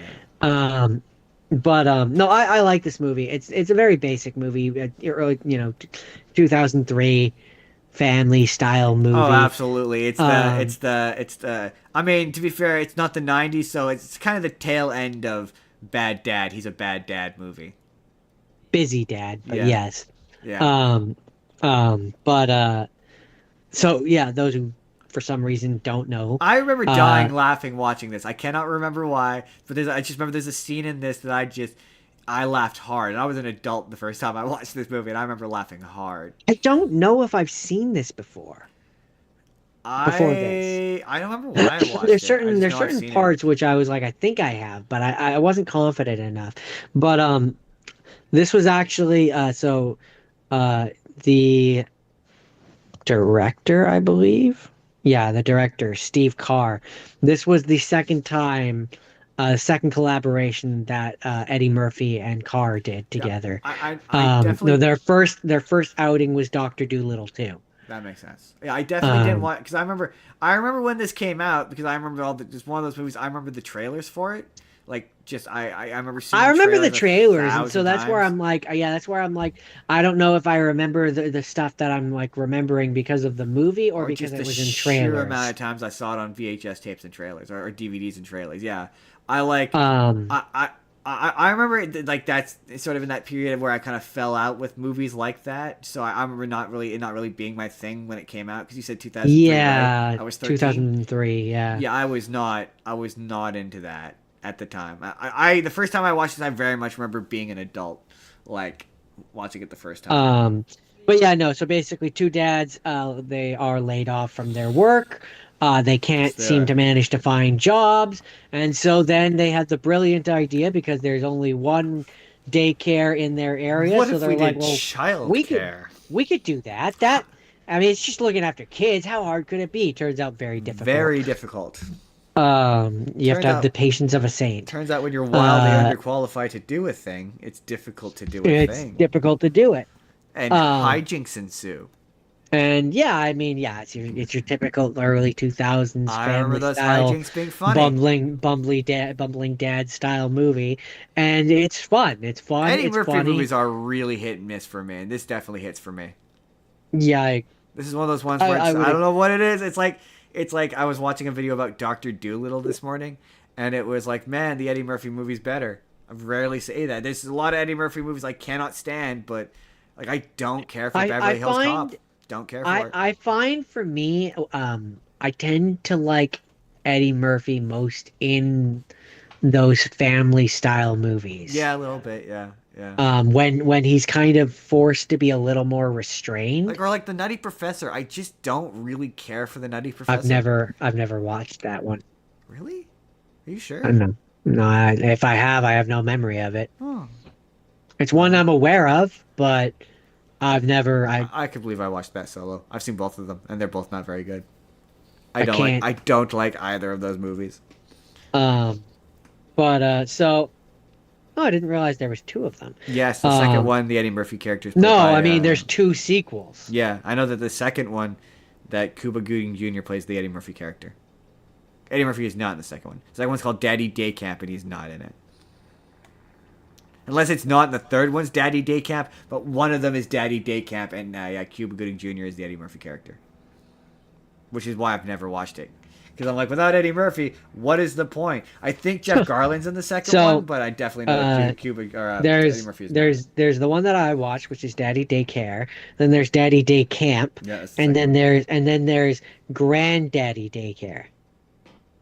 All right, I'm guessing the connection to the first one is even looser, and Eddie Murphy is also not in it. And interestingly, the second one is directed by Fred Savage. Really? All right then. Yeah. So be prepared to watch the second Uh, one day, and inevitably the third one. This is one of those ones where I'm like, gotta watch the third one. Granddaddy See, it's Daycare. it's funny because That only I works could if you get Eddie see Murphy, otherwise it doesn't work. Granddaddy Daycare to me. You have to have him come back, and he has to be the Yeah, granddad. he has to be the granddad. Yeah, exactly. Like But I if you don't. did, that's a great premise for a third movie. Like in terms of way too late sequels, that's a great idea. But you need Eddie Murphy for it to work. Otherwise, it doesn't work. Or I guess maybe Cuba Gooding Jr. and that's only if the second one did really well and people forget or people remember that he was in it. I think in the grandpa role is Danny Trejo. Okay, then Or it it's says just he's in here. it's just not connected to the first two. Then it's like loose sequel, I would describe. Yeah. Because technically speaking, the second one, like I said, Cuba Gooding Jr. is technically the same character as Eddie Murphy. At least I'm pretty sure. I'm pretty sure it's the same character. Anyway, Jordan, do you have anything Uh, further on? yeah. It appears that he is, but it also yeah it says that they are. So then what about the third one? Jordan, is that it? Third one is Frank Collins. So Then no, it looks like no. the third one's not even related. Jordan, is that it? That's it. That's it? That's all? That's everything? Yeah. Okay. So Jordan, this next one I actually really liked. It's funny. This was one of those ones where I didn't appreciate it enough the first time I watched it. This is Hugo. Jordan, do you remember Hugo? Uh, um, I'll tell you the plot. Hugo, Jordan. I need like 5% more. Hugo is he's a little boy and he lives in a train station. He's played by Freddie Highmore, and he is stealing parts from the toy maker. Who I should have had this open already because I don't remember his name by memory, and I'm gonna butcher the pronunciation of it.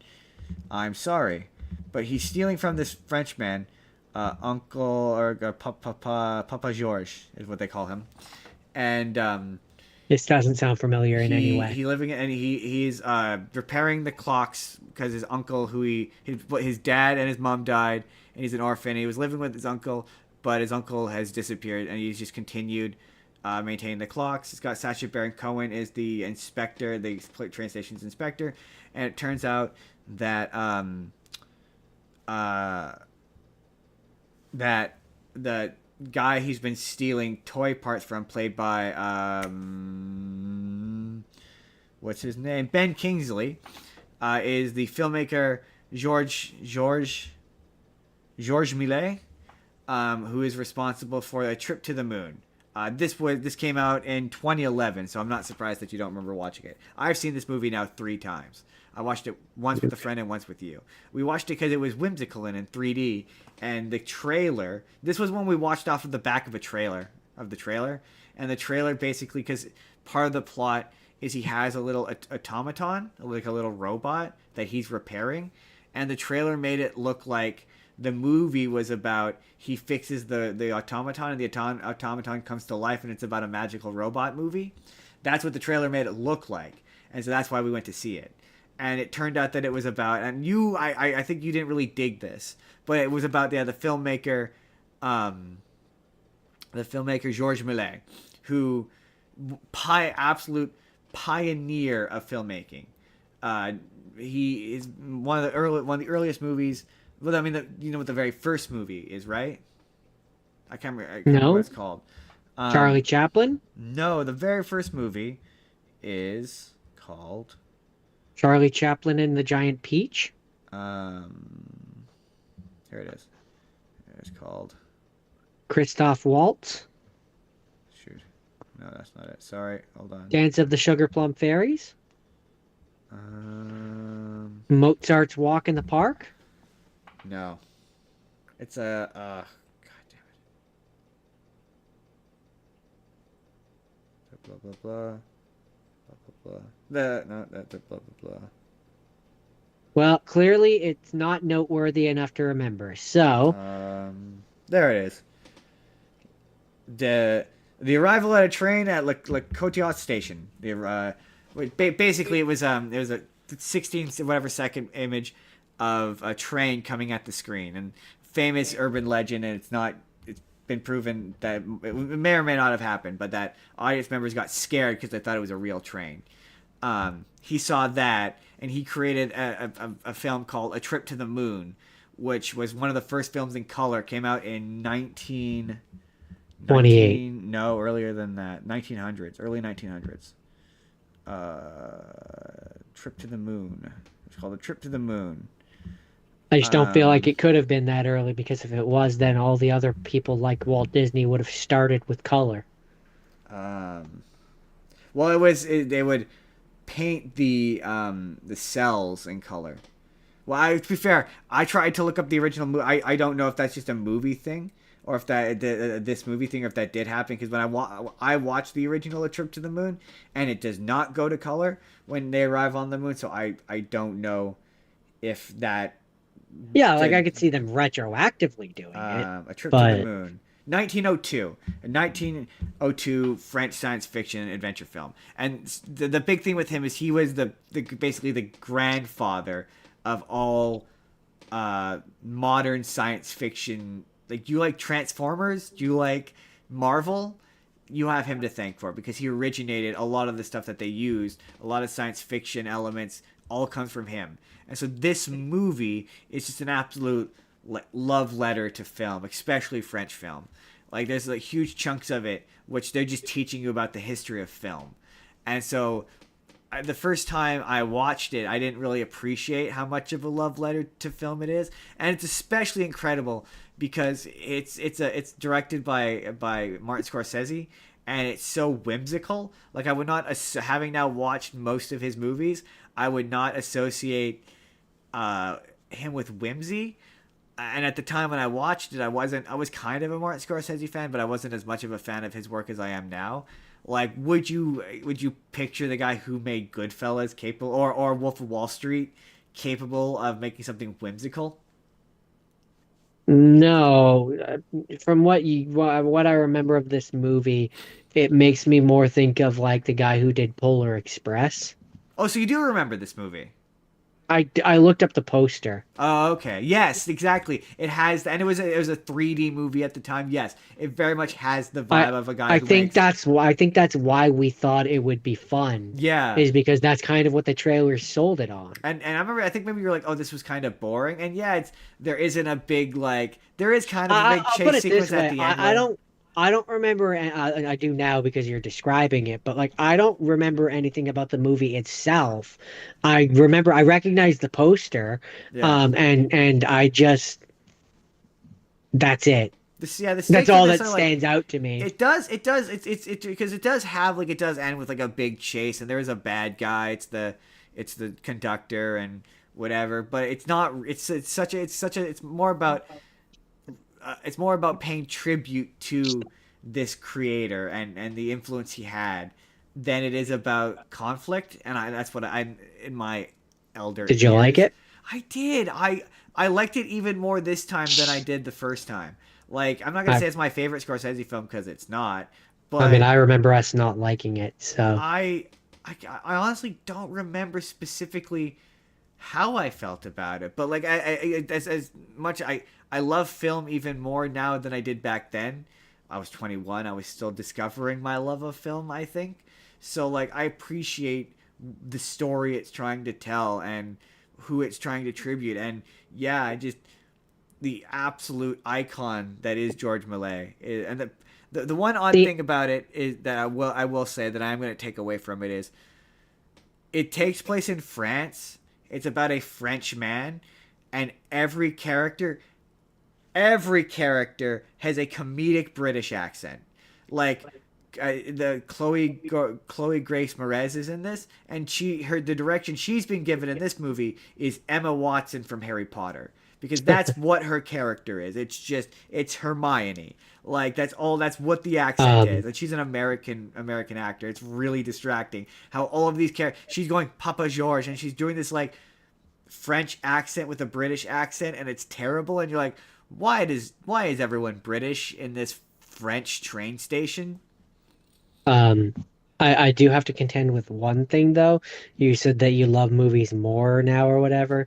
For myself, anyways, I don't think that I would say that. I would say I like them differently. I appreciate them now. I appreciate that. I like them I differently like them in a different more way more because academically. I have always loved movies. You sat me down in front of a movie screen as a kid and I was content as can be. Yeah, I like it in a different I way now. appreciate the art form. That's how That's what I said. I yeah. like it in a different way now. That's how I would put it. But the other interesting thing about this movie is a lot of the historical details about the man's life like are accurate. Like he did work in a train station as a toy seller. A lot of his films, like he made over 500 films, and a lot of them got melted down to be used for celluloid to be used in the war. So a lot of them got destroyed. That fun fact that happened with Doctor Who. If you ever hear that Doctor Who, a lot of the first Doctor stories got destroyed. It's because a lot of film got melted down into celluloid to be used for the war. So a lot of film from back then is just gone. There's a character in this who I absolutely love. It's the guy who played in Men in Black 3. He's Griff, the alien who can see. Oh, Yeah, Griff. Yeah. Griffin. Sorry, he's Griffin. He's in Sorry, the, took my brain a second to he's get there. he's in this as the president of the film society that is absolutely like in love with George's work. He is infectious. He's got this smile and this charisma that you're like, I wasn't a fan of George Millet before this movie, but I am now because of him. But yeah, it just was an absolutely delightful movie that it got a lot of credit when it came out, but I think people have forgotten how good it is because it's really quite good. Call it the anti Martin Scorsese movie, almost. Okay, is that all you have to say? I do, yeah. That was Hugo. Okay. So, uh, my next one came out in 2015. It's called Daddy's Home. Daddy's Home. Daddy's Home. And My favorite part was when you were watching it and you were like, I think this is bad. I'm pretty sure this is bad. But just the lack of conviction was really funny. Like, I think it's bad. I didn't like it. I cannot confirm that it is bad, but it might be bad. It feels bad. I think it's bad. I feel bad when I watch it. Well, it's just okay. Your enjoyment of this movie is entirely dependent on how funny you think the joke. Will Ferrell is lame and weak and pathetic beside Mark Wahlberg. Wow, you've had a PG way to say it. Nice. How is he gonna do this PG? That's gonna be a fun dance to watch. That do you find that joke funny? Because that's what this movie is. In its entirety. Look, everything in this movie is Mark Wahlberg. The joke is supposed to be Mark Wahlberg is the helicopter dad, the whirlwind I dad. know. Will Ferrell has to learn to be more confident and less lame, and Mark Wahlberg has to learn to be a little lame. Yeah. So do you find that funny? Jordan, it's about two men platonically falling in love. Platonically, Jordan. It's about bros becoming bros. Sure, we'll go with that. And allegedly, the second one's actually kind of funny. I don't know. Maybe because at the end of this, I could see how. Okay, here's what I'll say: the end of this one sets up the next one because now Mark Wahlberg has moved into town with his new wife, and so now Linda Cardellini is like nice. feeling. I have the names right here. Is feeling self-conscious about the new wife, and Mark Wahlberg now has to deal with her ex-husband, and he's the stepdad, and her ex-husband in this movie anyway. I'm assuming they stick with it. Is John Cena? I mean, how would you know? What do you mean? How would you know it's John Cena? Because the character shows up at the end of the movie. I know, but you can't see him. Oh, dang! Da, da, da, da. Gotcha. It got him. He Um, didn't see it coming. He didn't see it coming. The best part was the dumb look on his face when he didn't see it coming. Kind of like how you can't um, see John Cena. Oh, he did it twice. He did it twice. Two in a row. Two in a um, row. and so I could see Wait, how wait, does he actually show up at how the end of this? he does, yeah. Oh, interesting. I don't remember this. See, I know I've seen this movie. I know I Um, have. I did not remember him being in this it's one. like the last 5-10 minutes. Ah, I did not remember that. I knew he was Where in the they second where one. they have the like the monologue of like where they're at, the new status quo, that kind of thing. I've never, Um, I've never. I knew he was in the second one. I've never seen it that might one, it, but it might have been a mid-credit scene. that's funny. Um, so like I could see how in the second one it would be less tiresome if Mark Wahlberg is the new Will Ferrell, And because he's like, lame. well, because like I don't know how to put this in a PG way. He's so much less lame than Will Ferrell that the joke of he is now lame is funny, Yeah, yeah, fair, right? fair. Whereas That's fair. I think that's fair. Will Ferrell, by comparison to Mark Wahlberg, is so lame. Uh, He's lame like the first second, and I don't mean like the actor necessarily, but like the way they portray the character in the movie, he is immediately lame. yeah, So when you now have hot Mark Wahlberg come in and is better at everything and is cooler and does all this, it's just cringy. it's not my Not favorite. like It's it's not my not like favorite Mark Wahlberg it Will doesn't Ferrell it movie. doesn't work for me. But like I can see how in a second one, putting Mark Wahlberg in that role, I can see how that would be Yeah, funny. it's not my favorite Mark Wahlberg Will Ferrell movie. No, because it was bad. That's the other guys, obviously. Yeah, It's I, the other I guys. remember that one being better. This one was bad. And for the bushes. This one just There goes my hero. I just yeah I couldn't even, man. I Watching couldn't as he even. goes. Or is that it? That's it. What else can you say about this? Do you Dude. like the joke? He's a lame.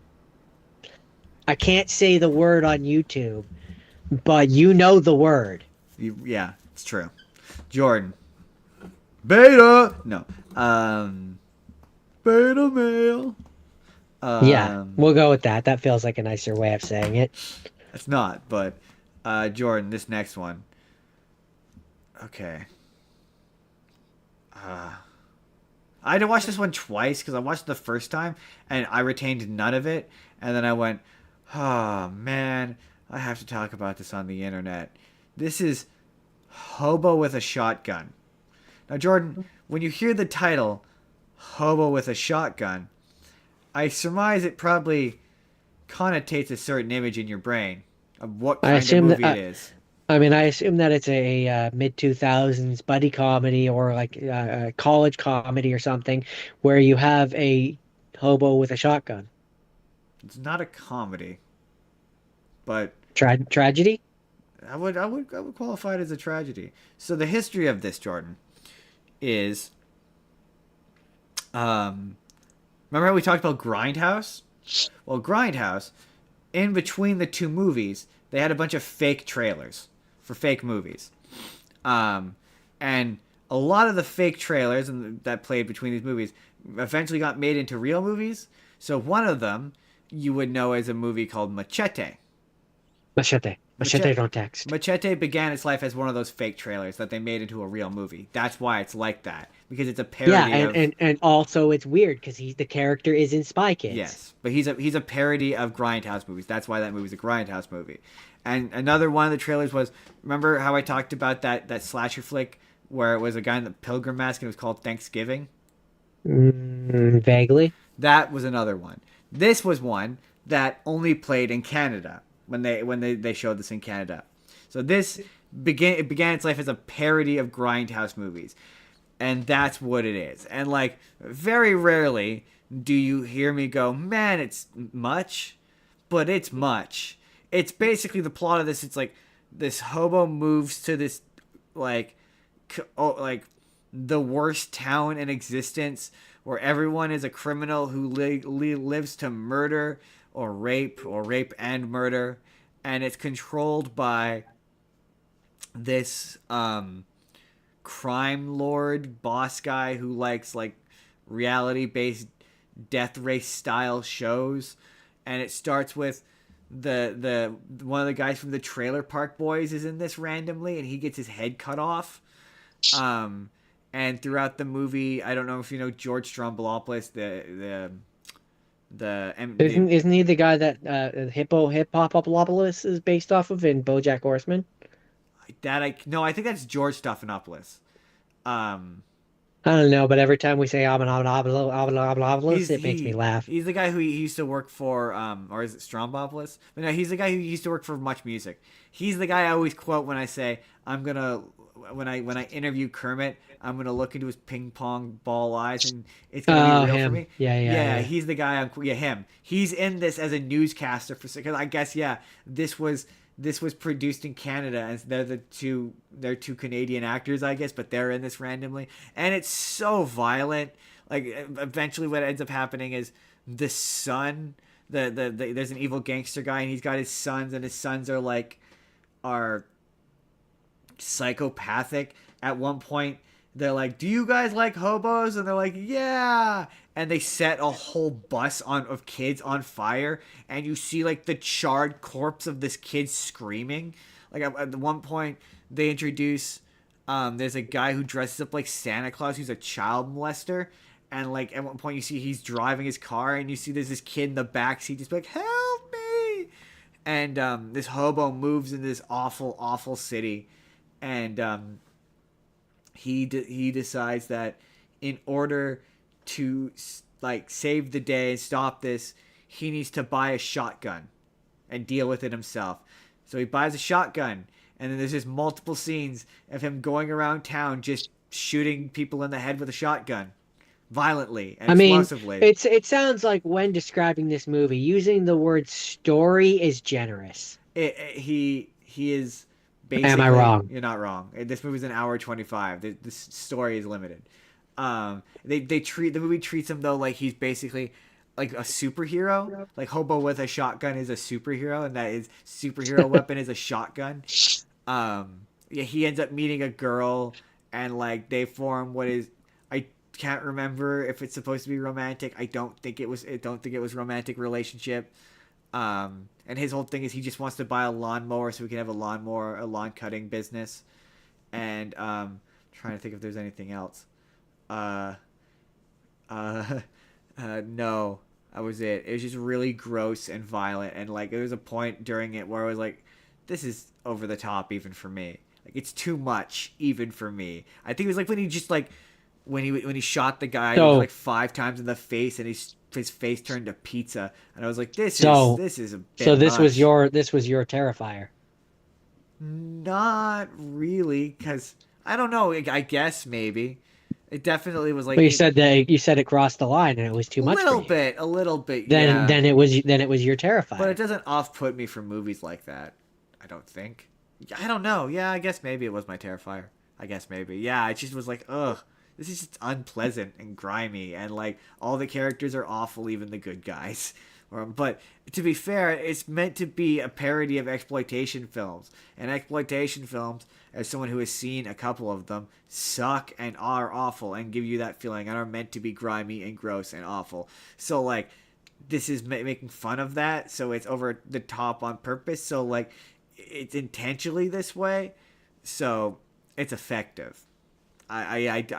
And maybe because I made myself watch it twice within a couple of days, and that I'm particularly like, I hated this. But anyway, that's Hobo with a shotgun. Hobo shotgun. So With okay, in 2008, oh, oh, what's happening? I bumped the cord. Test. Okay, it's good. Seems to be back. In 2008, uh, we had a slew of dystopian type movies, where we saw a potentially grim future. A la there was The Gamer, which I think had Gerard Butler. sure. Or this week, we have Oblivion. Death Race, Oh yes, yeah, which I mean, have you ever seen a Jason Statham film? God, Because this is just This is just such a Jason Statham This is film. this is absolutely a mid to late 2000s Jason Statham film. It's right up The there with driving's not very well shot. It's it's right up there claustrophobic. with Cranked. It's No, I think Crank's I think Crank. I no, I just think. mean in terms of style. Oh, I mean, yeah, this is way more frenetic. I just remember the car driving bits being bad and not being very well shot and everything being shaking and you couldn't see shit. Yeah, I mean, it's a very basic for film. I Although I remember do as think a it's funny. lover of I do think it's funny that it's supposed to take place in 2012. that is funny. I just remember as a lover of Death Race 2000 that this was disappointing. Yeah, That's just the feeling I remember feeling walking away from it, being like, this could have been so much more, and it just wasn't. Because you were like, oh yeah, this is the um, 2008 version of Death Race. I'm expecting blood, I'm expecting guts, I'm expecting violence and carnage, and there just wasn't. It's like all the car racing sequences look like shit.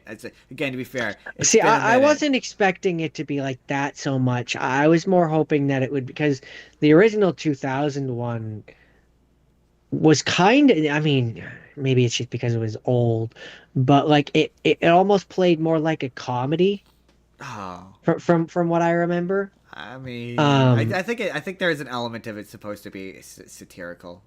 I think from what um, I can recall. and so like this God, one gonna have to comes do Death out. Race 2000. Yeah, I'm gonna have to go back and rewatch the original one. But apparently the director, I think it is, on the DVD commentary, because a lot of people were treating this like it was a sequel to Death Race 2000. Like that's what the I thought the media and the idea was it reviewers was and supposed stuff. to be a prequel. That's what the director said. Yeah, yeah, that was We how I were read seeing it. it as more of a Yeah, prequel. it's supposed to be what leads Um, to the big worldwide version that exists in Death Race 2000. This is the predecessor to that. And then they eventually do um, sequels to this that are prequels to this to how it got. There's one that's like the first one in the prison, but the prison's like the test case for it or whatever. That's the idea. Yeah, I don't know how you would think of as a um, sequel. it's just what everybody thought that it was They were supposed to be. wrong. Yeah, I never thought it was a Um, sequel. and then an interesting thing that I learned, which I can't imagine that they are any better than this one, but there was three direct to video films That I do. of sequels. Death Race 2, Death Race 3 Inferno, and Death Race Beyond Anarchy. Yeah, no, that I knew. But yeah, it's this is definitely just one of those early 2000s. It's exactly what you think it is. Pretty much, yeah. Kind of movies. It's exactly what you think it is. That's what Um I remember. for better or worse. Uh Yeah, for movies like this, I'm always like, they need to be more violent. Like I know it can complete counter what I said, but like, yeah, I'm always like, yeah, there's a certain level of like, I we think need a bit there's more cartoonish violence in I this. think it depends on the style.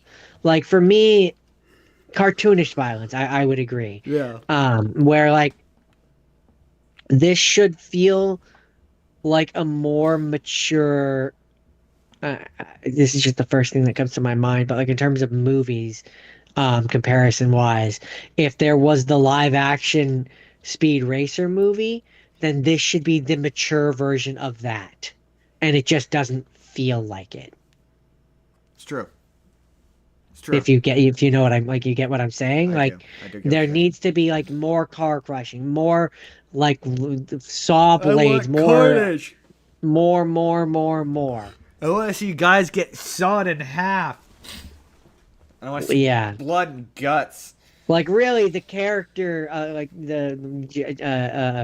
Jason Statham character that the story is about in this movie should matter less. Right? Like it's focusing, ironically, in for this sort of movie, it's focusing on him too Well, much, because it's on supposed to his be. story too much. It's supposed to be an origin for the identity of Frankenstein, the guy who wears the Well, mask. Frankenstein already exists. He is not the first Frankenstein.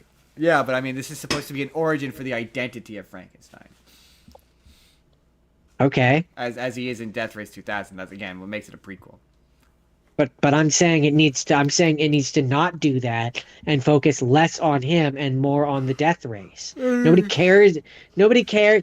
The thing is that in order for a prequel to work and for you to care about the character, you need to have a movie where you don't know anything about the character first. I mean, this is true. This is true. Anyways, that's Death Race 2008. Death Race 2008. Oops, I didn't mean to do that. My next one, Jordan. We talked about this one before, and I don't want to give too much away on this next one because I feel like Jordan wants to watch it as well, and he needs to experience it without me giving away. So this is what I will say, and this How is about a name of the movie first? this is Hoodwinked 2. Oh, dang. The Second first one Hoodwinked. was almost perfect cinema. I mean, it was not almost perfect cinema. I mean, in a bad way, like in a in a bad ironic way. This movie was incredible because the first one performed quite well. It performed well enough that they made a sequel. The sequel Is the animation better? No. If anything, it looks worse, which is incredible because it has double the budget of the first one. Then double. Where is it go? Is it going? Does it have more Double. famous voice actors? It has a ton or- more famous voice actors. My Okay, best, that's where the budget's going. my best guess. Anne Hathaway's out. I forget who. Jim Belushi. Jim Belushi's out. Martin Short is now in. And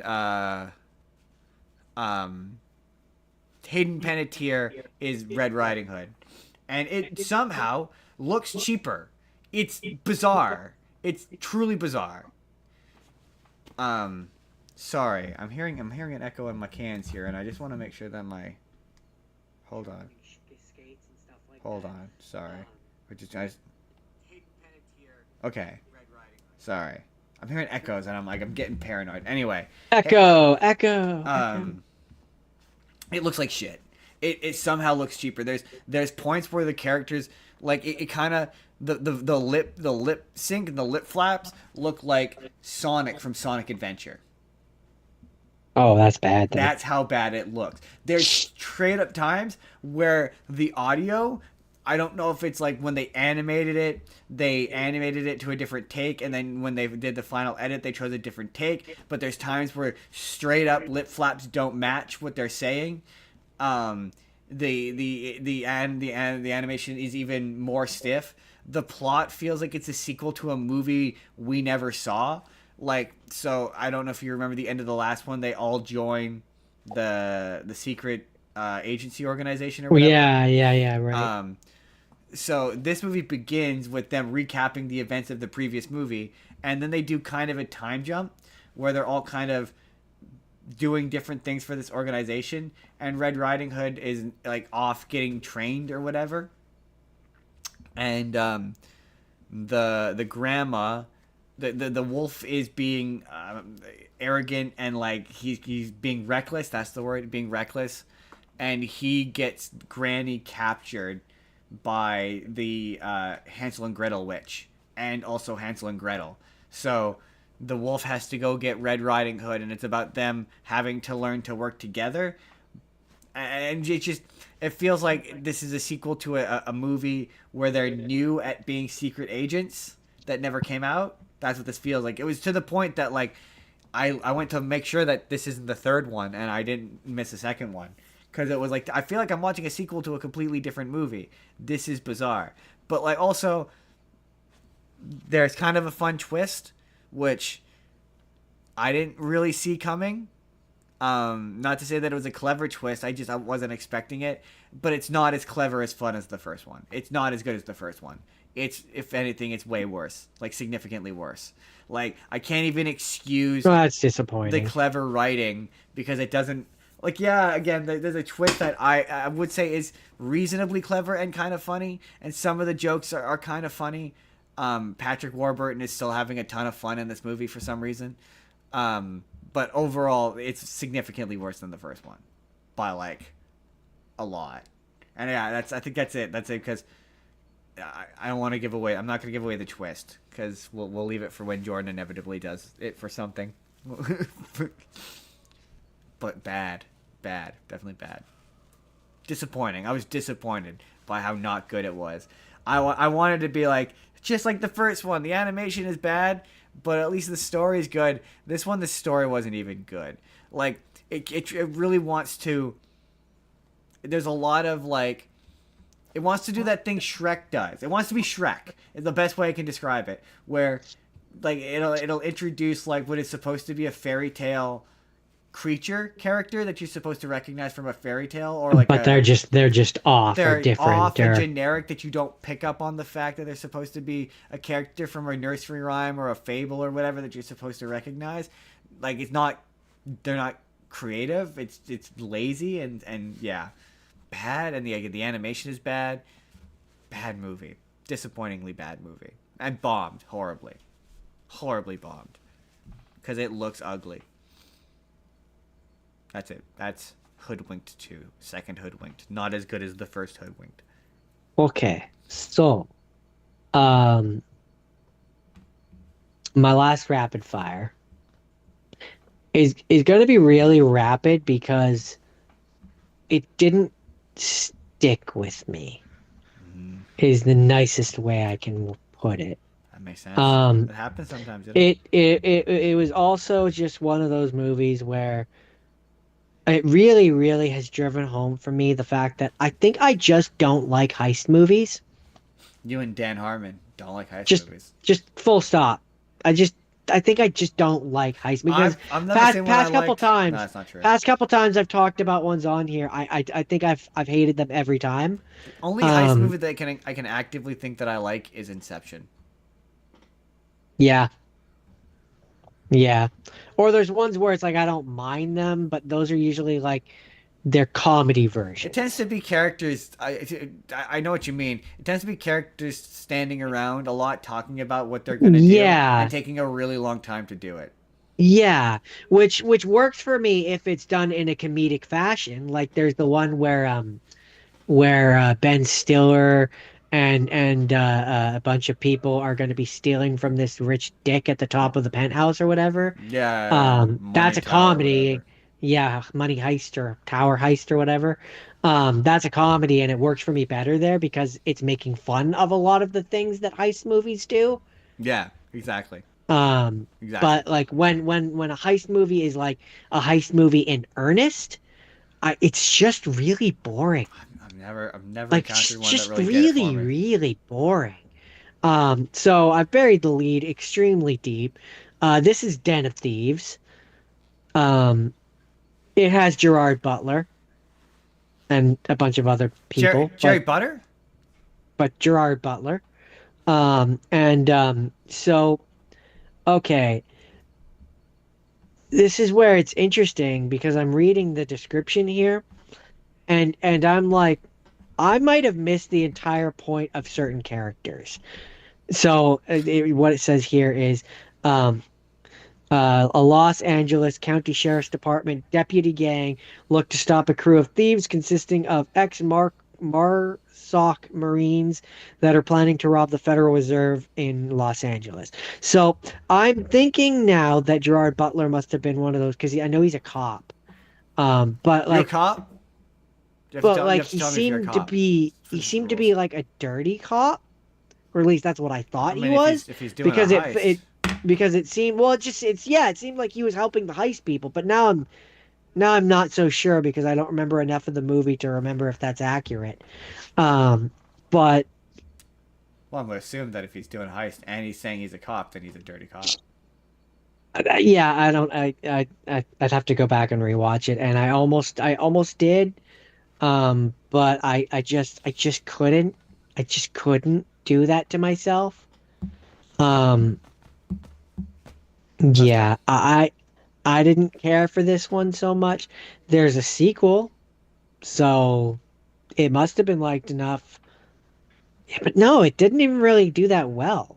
Had a budget of 30, I don't usually do this, but 30 million and box office of 80.5 It million. must So it have didn't been even, cheap to produce then. yeah, I don't get it, man. Um, I don't understand. that's really all I have to say about this one. That's all I have to say about that one. All right. All right. Okay. I'm reminding myself. Oh yes, this is the one with the exceptionally long title. This is How to Lose Friends and Alienate People, and this one's funny because I watched the first time I watched this. We watched this. We got not very long into it, and then somebody pulled the fire alarm, and we were evacuated and given passes, and we didn't get to finish this, and I never finished it after that.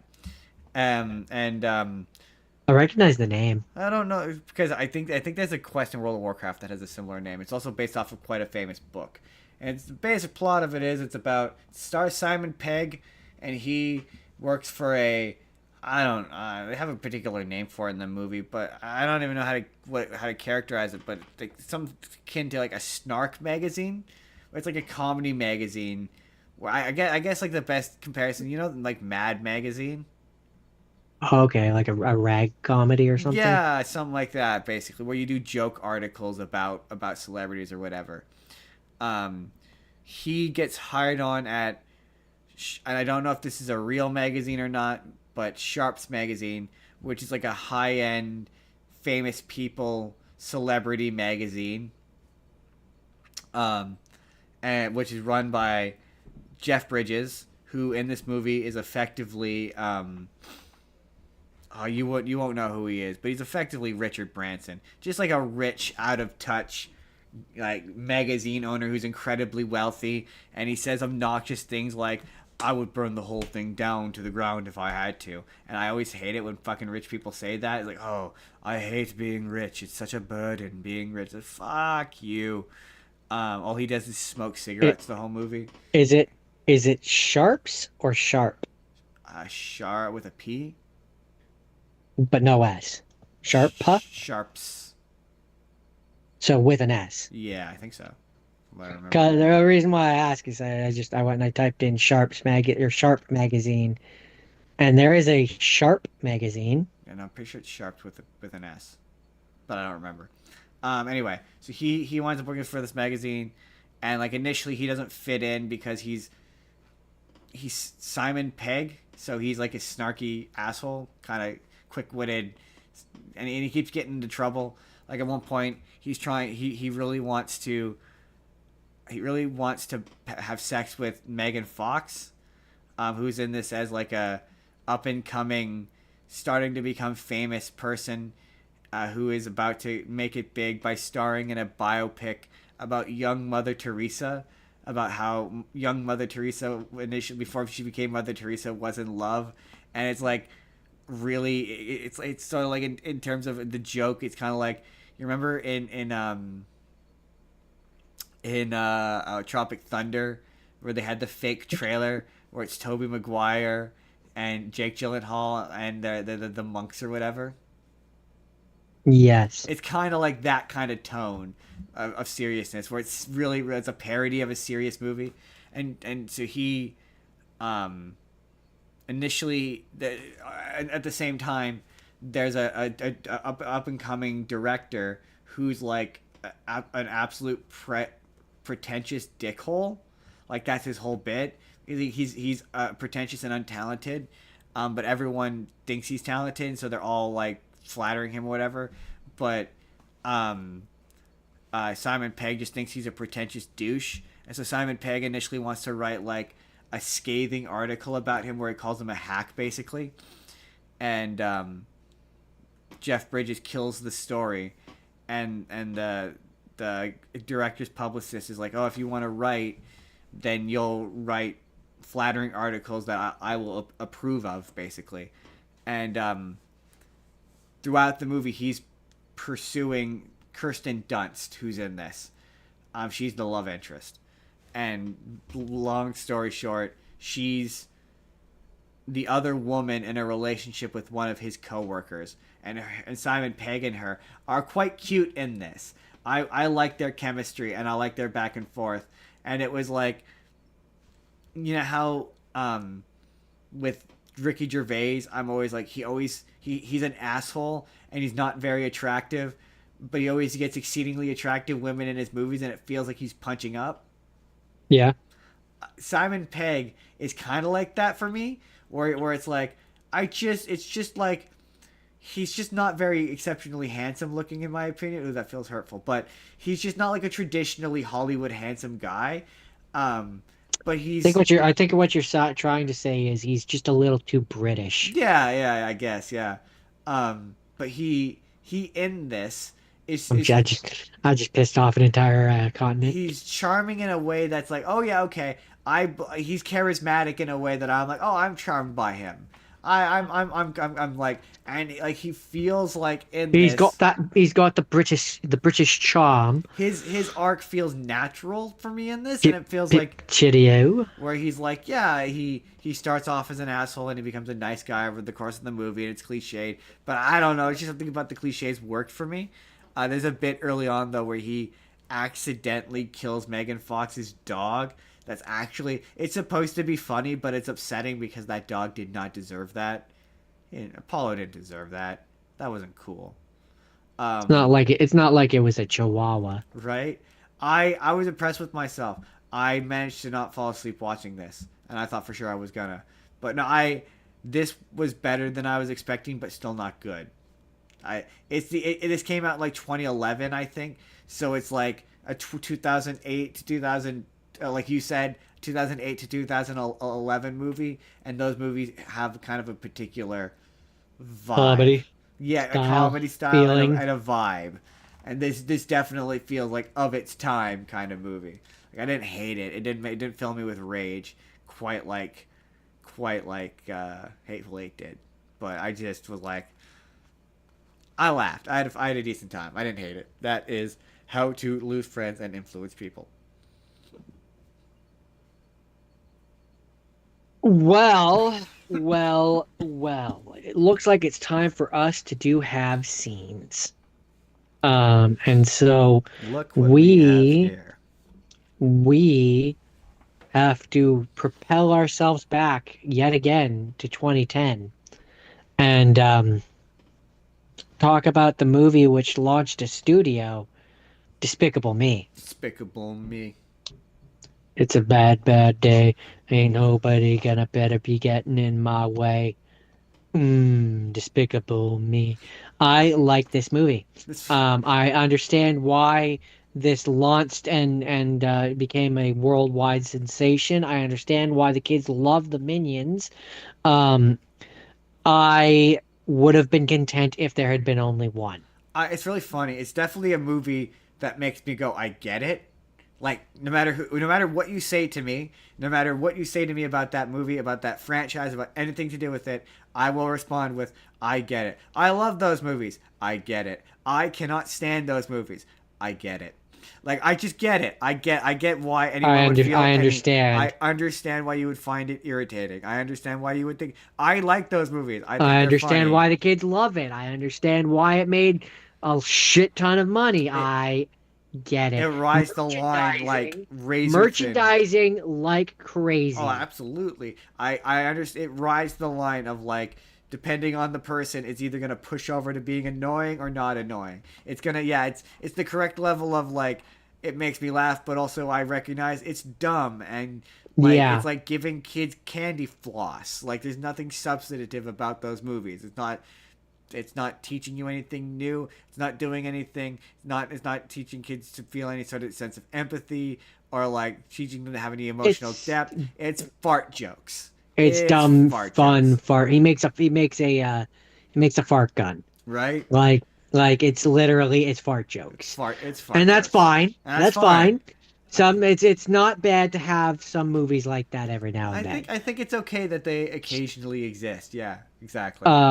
And I kind of think that that's, for all the studios that are pushing the boundaries and making new things and doing things that are different, it's okay to have an illumination every now and then, which is just not. Eh. It's fine. There's a lot of eh. Um, and so this one I had a see it budget of on the toilet. this. This one had a budget. I'm not going to go through the plot because we all know Despicable Me. I don't need to do And that. if you don't know Um, Despicable Me, this is not the point where you're gonna watch it. I mean, if you haven't already, if you're not already firmly aware of it, you probably never will be. If you're not Um, already a Groomiac, I don't think you're gonna become one. If you're not yet a minion, then you won't make it. I don't foresee you buying coveralls.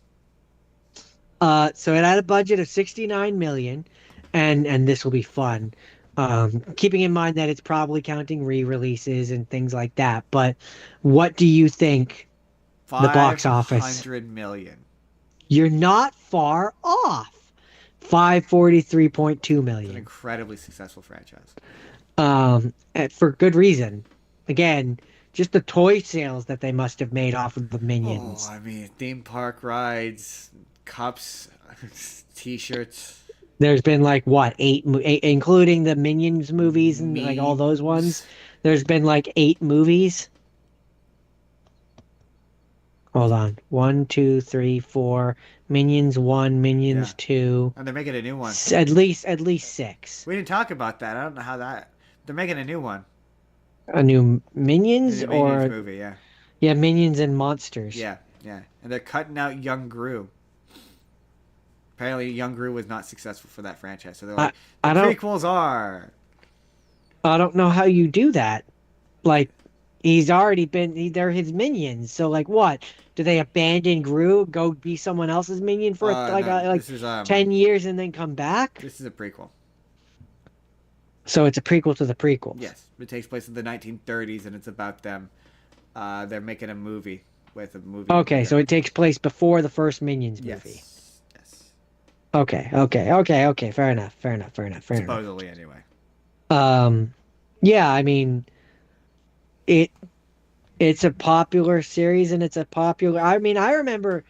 I guess I could talk about. I remember like when the first trailers were coming out, and it had the fat kid named Justin, and you hated that I kept pointing out that the fat kid was called Justin in the beginning of the movie. There's a fat. Oh yeah, there's a fat kid named Justin. Who's running up the pyramid. And also, can we talk about the fact that he falls off that thing? If that wasn't an inflatable pyramid, that kid would be seriously injured, if not dead. I mean, he'd be dead. He'd be Um, dead. Depending on how he hits his head. Danny McBride is in this? Who does Danny McBride play in Despicable Me? Because this might be the one time that I didn't hate something Danny McBride was in. I don't know. Who does he play? Uh, Despicable Me. Right, is at the end. it is, but I'm gonna continue trying to figure out who he plays. It. My first have not seen Jordan. Obviously, I mean, we haven't really talked about how all these start with the letter H or D. Jordan, when I thought of H movies, the first thing that immediately popped in my head was Hercules. Jordan, can you say Huncules? Bless my More soul. like Huncules. Herc was on a roll. Something, something, something, and Greek opinion polls. No, I love this movie. I love this movie when I was a kid. I love this movie now. That's actually not true. There was a period where I went through a period of my life where it used to irritate me that this was inaccurate to the Greek myths. But then somebody pointed out to me that the Greek myths are inaccurate to the Greek myths. Like the whole like Hera hates Hercules thing is actually from like one version of that story, and it's not always there because much like most religions, it depends on who writes them. So like this is just a version of Hercules written by Disney, and in Disney, his mom likes him for some reason, or Hera likes him and his mom. I guess he apparently plays Danny McBride plays the neighbor, the next door neighbor, Fred McDade. All right then. Yeah, I like that movie. I think Danny DeVito is great as Philoctetes. I think it's funny that a running joke is with Philoctetes is the like I've got 2 words for you, da da da, which in certain circumstances, I know for some of the jokes anyway, the amount of words that he's saying lines up to how what it equates to in actual Greek. That's funny. That's Phil's point. I I like how when Hades is like, relax, this is the halfway point or whatever, like this is the half game or whatever. That's literally halfway through the movie. That's also funny. Like the timing of it. Yeah, if you like Greek mythology, like the Titans are that's not the Titans. That's not what the Titans are like. They're not.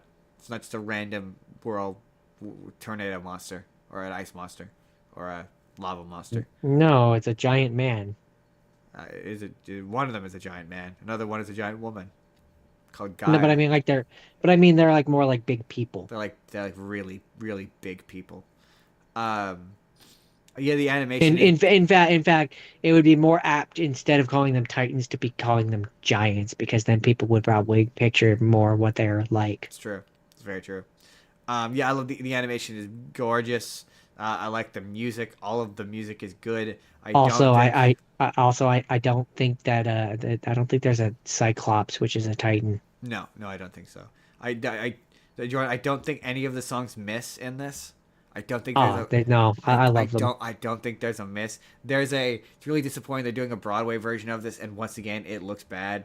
They did a presentation of the song, one of the songs. I don't know if it was a medley or just one of the songs. No, I think they just did Zero to Hero, and it was like the costumes look terrible. Like they're all dull. So, so after rewatching this, are you more or less excited for them doing a butchered live action version? I don't know. I'd have to see it. I would need to see what they're doing. That's the wrong answer. The right answer is I'm less excited because there are no good live action remakes. I need to see what they're doing, and I need to see what they're changing. Because if it does wind up being that like it's the tragic backstory of young Hades, I'm like honestly, that could be fun. I'm still down for that. Sure, but then that's no longer a live action remake. I am down for that. That's the only way. It's the only way I would re-engage with this material. How does he become? Because Justin, you see, my question was in fact a trick question. Because if it is a remake, which means it's 1-to-1, then there are no good remakes. Nope, there are no good remakes. This could be If the it's one. and if it's good, then it's not 1-to-1. This could be the one, Jordan. You never know. You No, never know.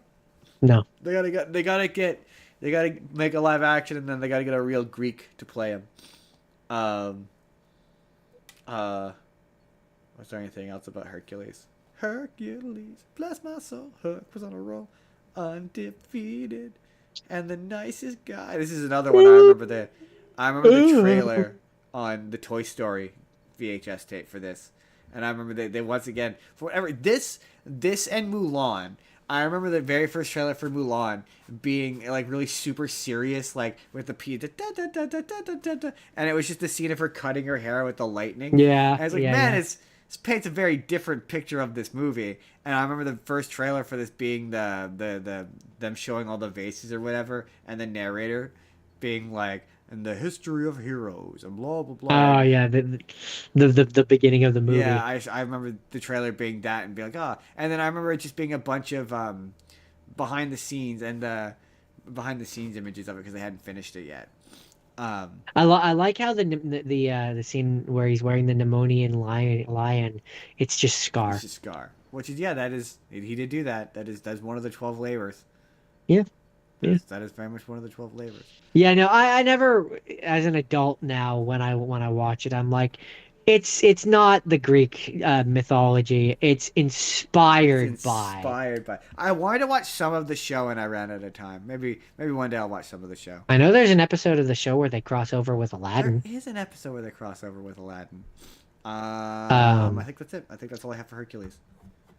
all right, Hercules. all right. So Hercules.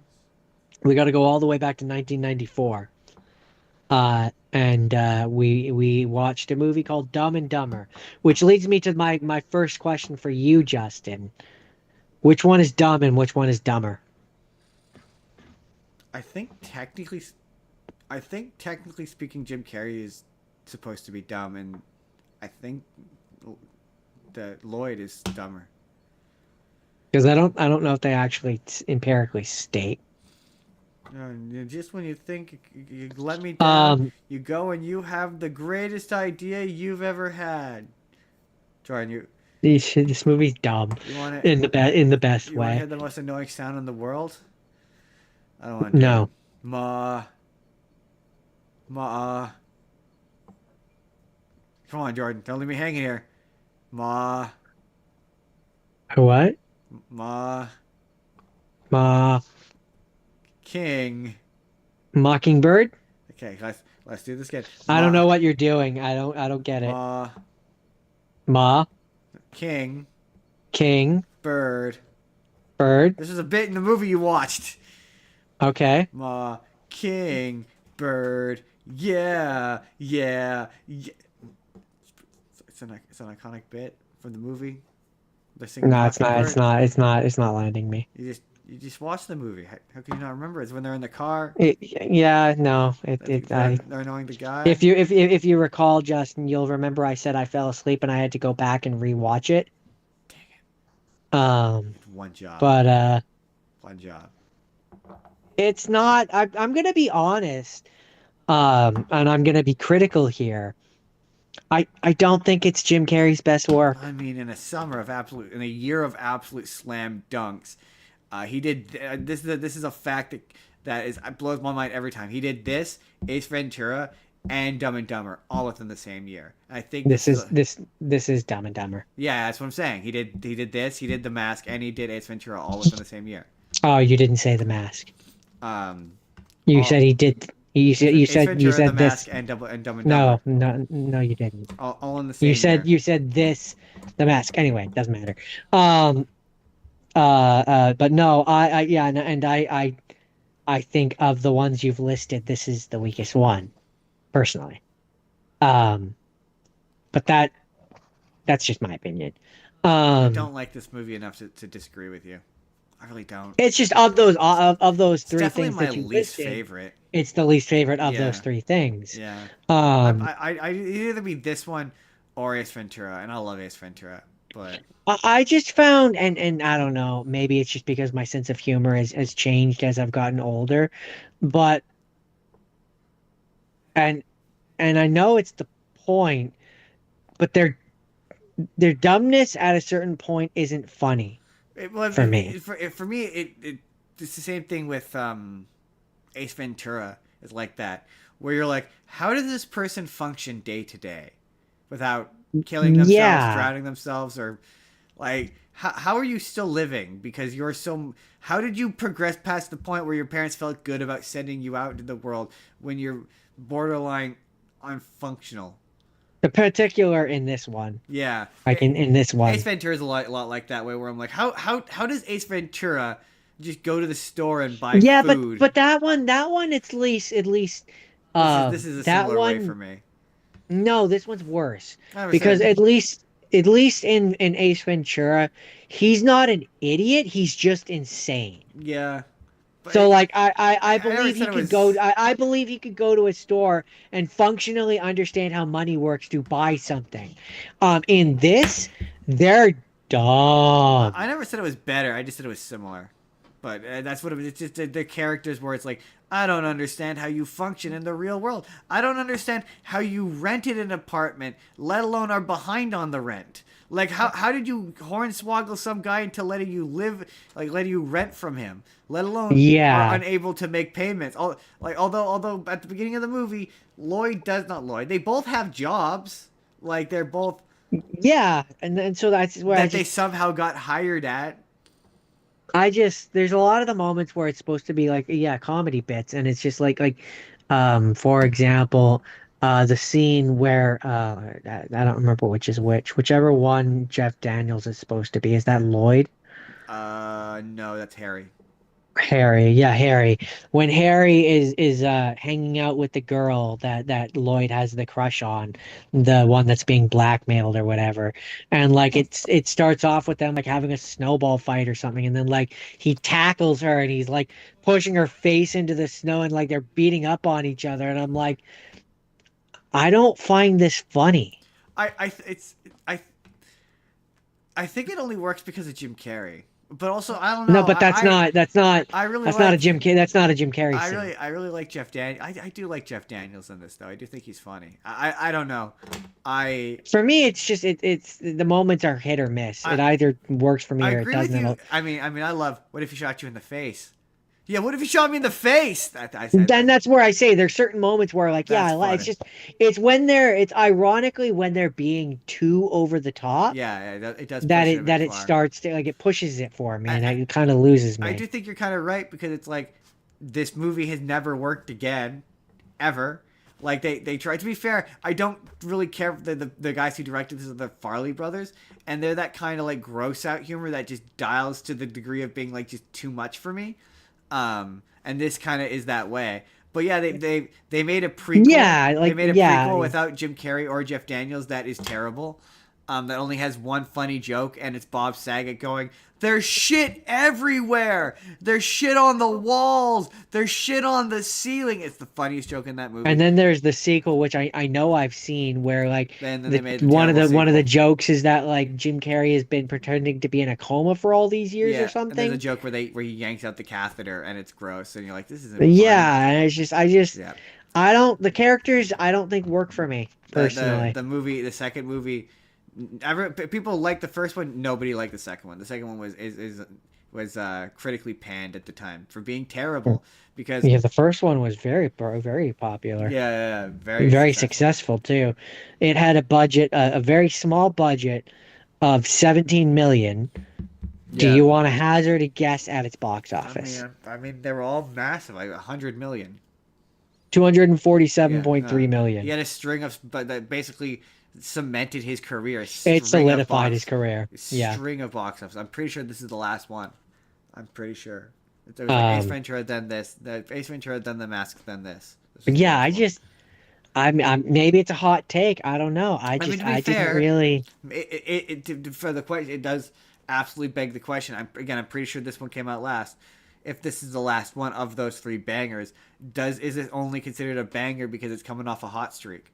Right? I think so. Are people overly kind to this because they were riding high off of On the last two good the ones that last he two good did. ones, and that energy just carried forward? Maybe, but there's a lot of people who, in retrospect, remember it fondly. Yeah, it's not my favorite. It's not my favorite of his.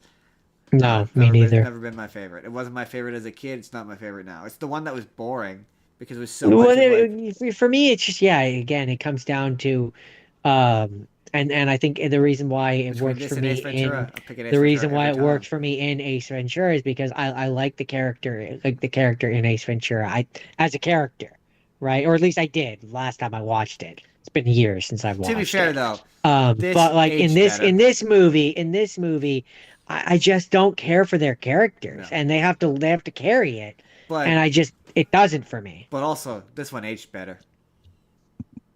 Mm, This one arguable, this one I would argue aged better. arguable.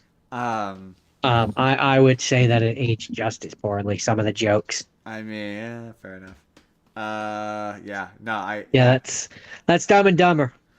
So okay, so we Apparently, it came out 2 years before my birthday too, or 2 days. But yeah, hmm, December 16th. yeah. So Jordan, we talked about this the other day. There's You're the only one who can relate to this. You're the one who uniquely can relate to the what I go through in making this show. And there is a period when I was watching this movie. There's a point where I went, "What am I doing? Why am I doing this? What do I have to say about this?" And Yeah, yeah. and the only reason, to be truthful, the only reason why I did this That was because we talked that about happened this week. that we the only reason I chose to do this is because we talked about the reunion special, and that's Hannah Montana the movie. And look, I detest the word, and it's a dirty word around here. We don't like it. But the phrase guilty pleasure, I hate that phrase. I refuse to feel guilty about what I watch. But this is an example of, I refuse to feel guilty over something that brings me pleasure. well, I would say that, but there are things that give people pleasure that you should absolutely feel guilty about. In Um, terms of movies, Justin. but in terms of movies, God no, damn. I don't believe you should feel guilty about enjoying a movie. As long as you recognize that this is the closest I will ever get to something being a guilty pleasure, because this is kind of a guilty pleasure. Um, but I think you can enjoy a guilty pleasure as long as you recognize that you are not the target demographic. And I am not the target demographic. Now, that having been said, this show came out when I was on the sort of tail end of being the age of enjoying these shows. So, like, I think this show is funny. I think Hannah Montana is funny. I think Wizards of Waverly Place is funny. I think a lot of those shows are funny. I think they have solid zingers, solid one-liners, solid catchphrases that I mean we quote Hannah Montana show all the time. Um, and I always thought that I this said good day, movie, Daddy. a good day, Daddy. Um, I thought that this movie was supposed to be the series finale. I thought it came out post season 3, and this movie was really successful, and that led them to make season 4. I was wrong. This actually came out. This actually came out after season 2 had come out, and so they were still gonna make season 3. So I do think that the ending, spoiler alert, it ends with the whole town, her hometown, finding out that she's Hannah Montana. I do think that the resolution of being like, put the wig back on, put that wig back, like there's a little girl who's like, we like Hannah Montana better, put the wig back on, bitch. Your feelings and opinions matter way less to us than your fictional personas. Right? We like Put her. the wig back Put on. that wig back on. And like there's funny because they give Who the fuck is Miley? Nobody no cares. nobody Put the gives wig a on. shit. Put that wig back on. The only okay. What's weird is there's detail. If this was supposed to bridge between season 2 and 3, it's weird because part of the plot is Jackson is going to university in Alabama, but in the next 2 seasons he still lives at home. So I don't remember that being a plot point of him transferring or dropping out of college. I don't remember that being a plot point in the show. So I'm like, so I guess that's just something they're never going to reference again. Or both Miley and the dad have a love interest in this movie for some reason. Jackson Yeah, doesn't get one. but they're not going back to California. It's fine, You Justin. better believe you're never going to see those characters on the show. But it ends with him and with Billy Ray and the woman kissing. The movie ends on that note as if they're a couple now, and you're like, yeah, you better believe you're never seeing her again. She's not coming back to California. Are you kidding me? She's got a happy life here. You think she's going there? No, right, no. right. And it's like, yeah, the Google called this a musical, and I was like, I guess suppose yeah, they do sing in the movie, but so much of it is just like, you better love Miley Cyrus needle drops because it is wall to wall Miley Cyrus needle drops. I mean, okay, but I'm gonna be that guy, Justin. Yeah, of course, the people that are supposed to be watching this movie want a Hannah Montana needle drop in their Hannah Montana movie, Miley Cyrus needle drop, whatever. They're not Hannah Montana. The other thing is Taylor Swift randomly shows up in this movie that I didn't remember, but She does? Yeah, randomly she does it. You know the bit where they're playing. It's the scene where they sing the Throwdown Hoedown. Oh, okay. There's a bit at the beginning where it's Billy Ray. He's playing a song that's off of one of his albums, and then the next person that comes up is Taylor Swift. That's funny. I didn't remember that. And the Wikipedia article was funny because Wikipedia described it as a Taylor Swift concert, and I was like, that's not what that is. I guess maybe she was famous by that point. I don't remember. I don't remember if she was famous at that point. I just thought it was funny.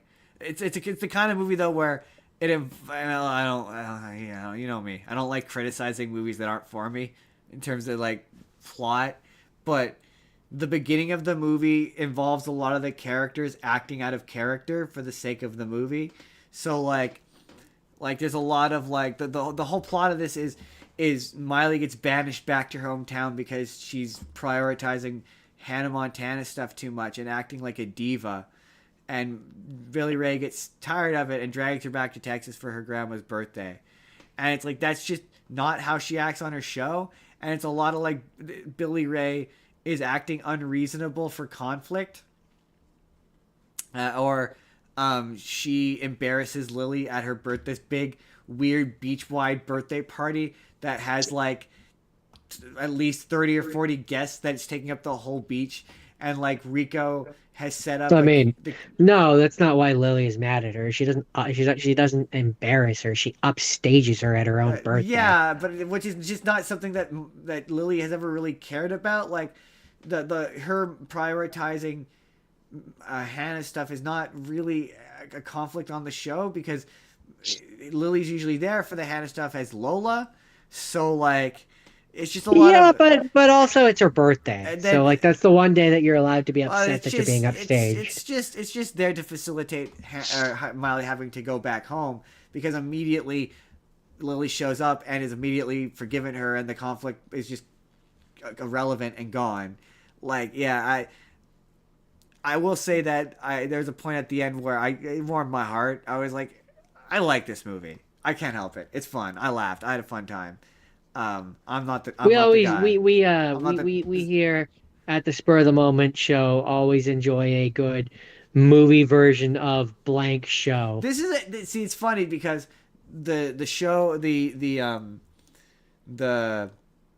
contemporary reviews were like, oh, it's just a bloated out episode of the show, and I'm like, but it's raising this movie does an episode of the show, but it raises the stakes in such a way that it is raised the stakes, but it also doesn't feel unbelievable. And also, some of the cinematography was all right.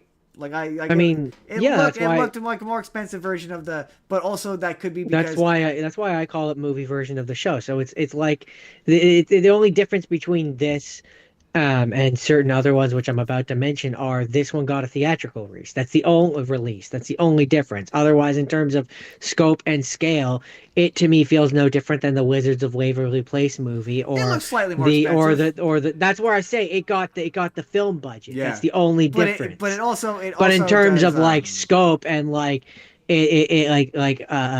upraising of stakes, or like the other one, the Sweet Life, for example, which yeah. felt like a fancier version of the show. It's just it got a theatrical release because it's Hannah Oh, Montana. well, yeah, but the difference between it doesn't do the thing where you watch it and you're like, this is not like the Wizards of Waverly Place and the Sweet Life movie and the Proud Family movie as well. They're all kind of guilty of like, if you were to watch the Proud Family movie, that's not what the show is. Like this doesn't do that. This is an accurate I can't representation. I can't speak for the Proud Family movie, but You watched it for the show. did I? Yeah, it's the one with the clones. Nah, I believe you, but I don't Um, specifically I remember. think that's for Disney Channel movies. Maybe. I just know you've watched it. Anyway, this doesn't. This, I will say it. There's cinematography in this. It does. Yeah, it does. It does do the funny bit of like, oh hey shit, we've got to navigate. This is a set, and now it needs to look like a real place because it's the movie version of kind of similar. I do see the comparison to the Wizards movie where it's like, oh, this is now a real sub shop with a real substation. You know what I mean? Yeah, and As it opposed to, feels it different. looks weird. Yeah, the show does. This movie does do that, but they go to another location so And the that same way as to avoid as that the as much as the possible. same way as the Sweet Life movie, like it feels different when they're out and about. The cameras Oh feel yeah, different. It that movie they're feels literally on a ship as opposed to being on a set. Yeah, that one's yeah. especially egregious for that.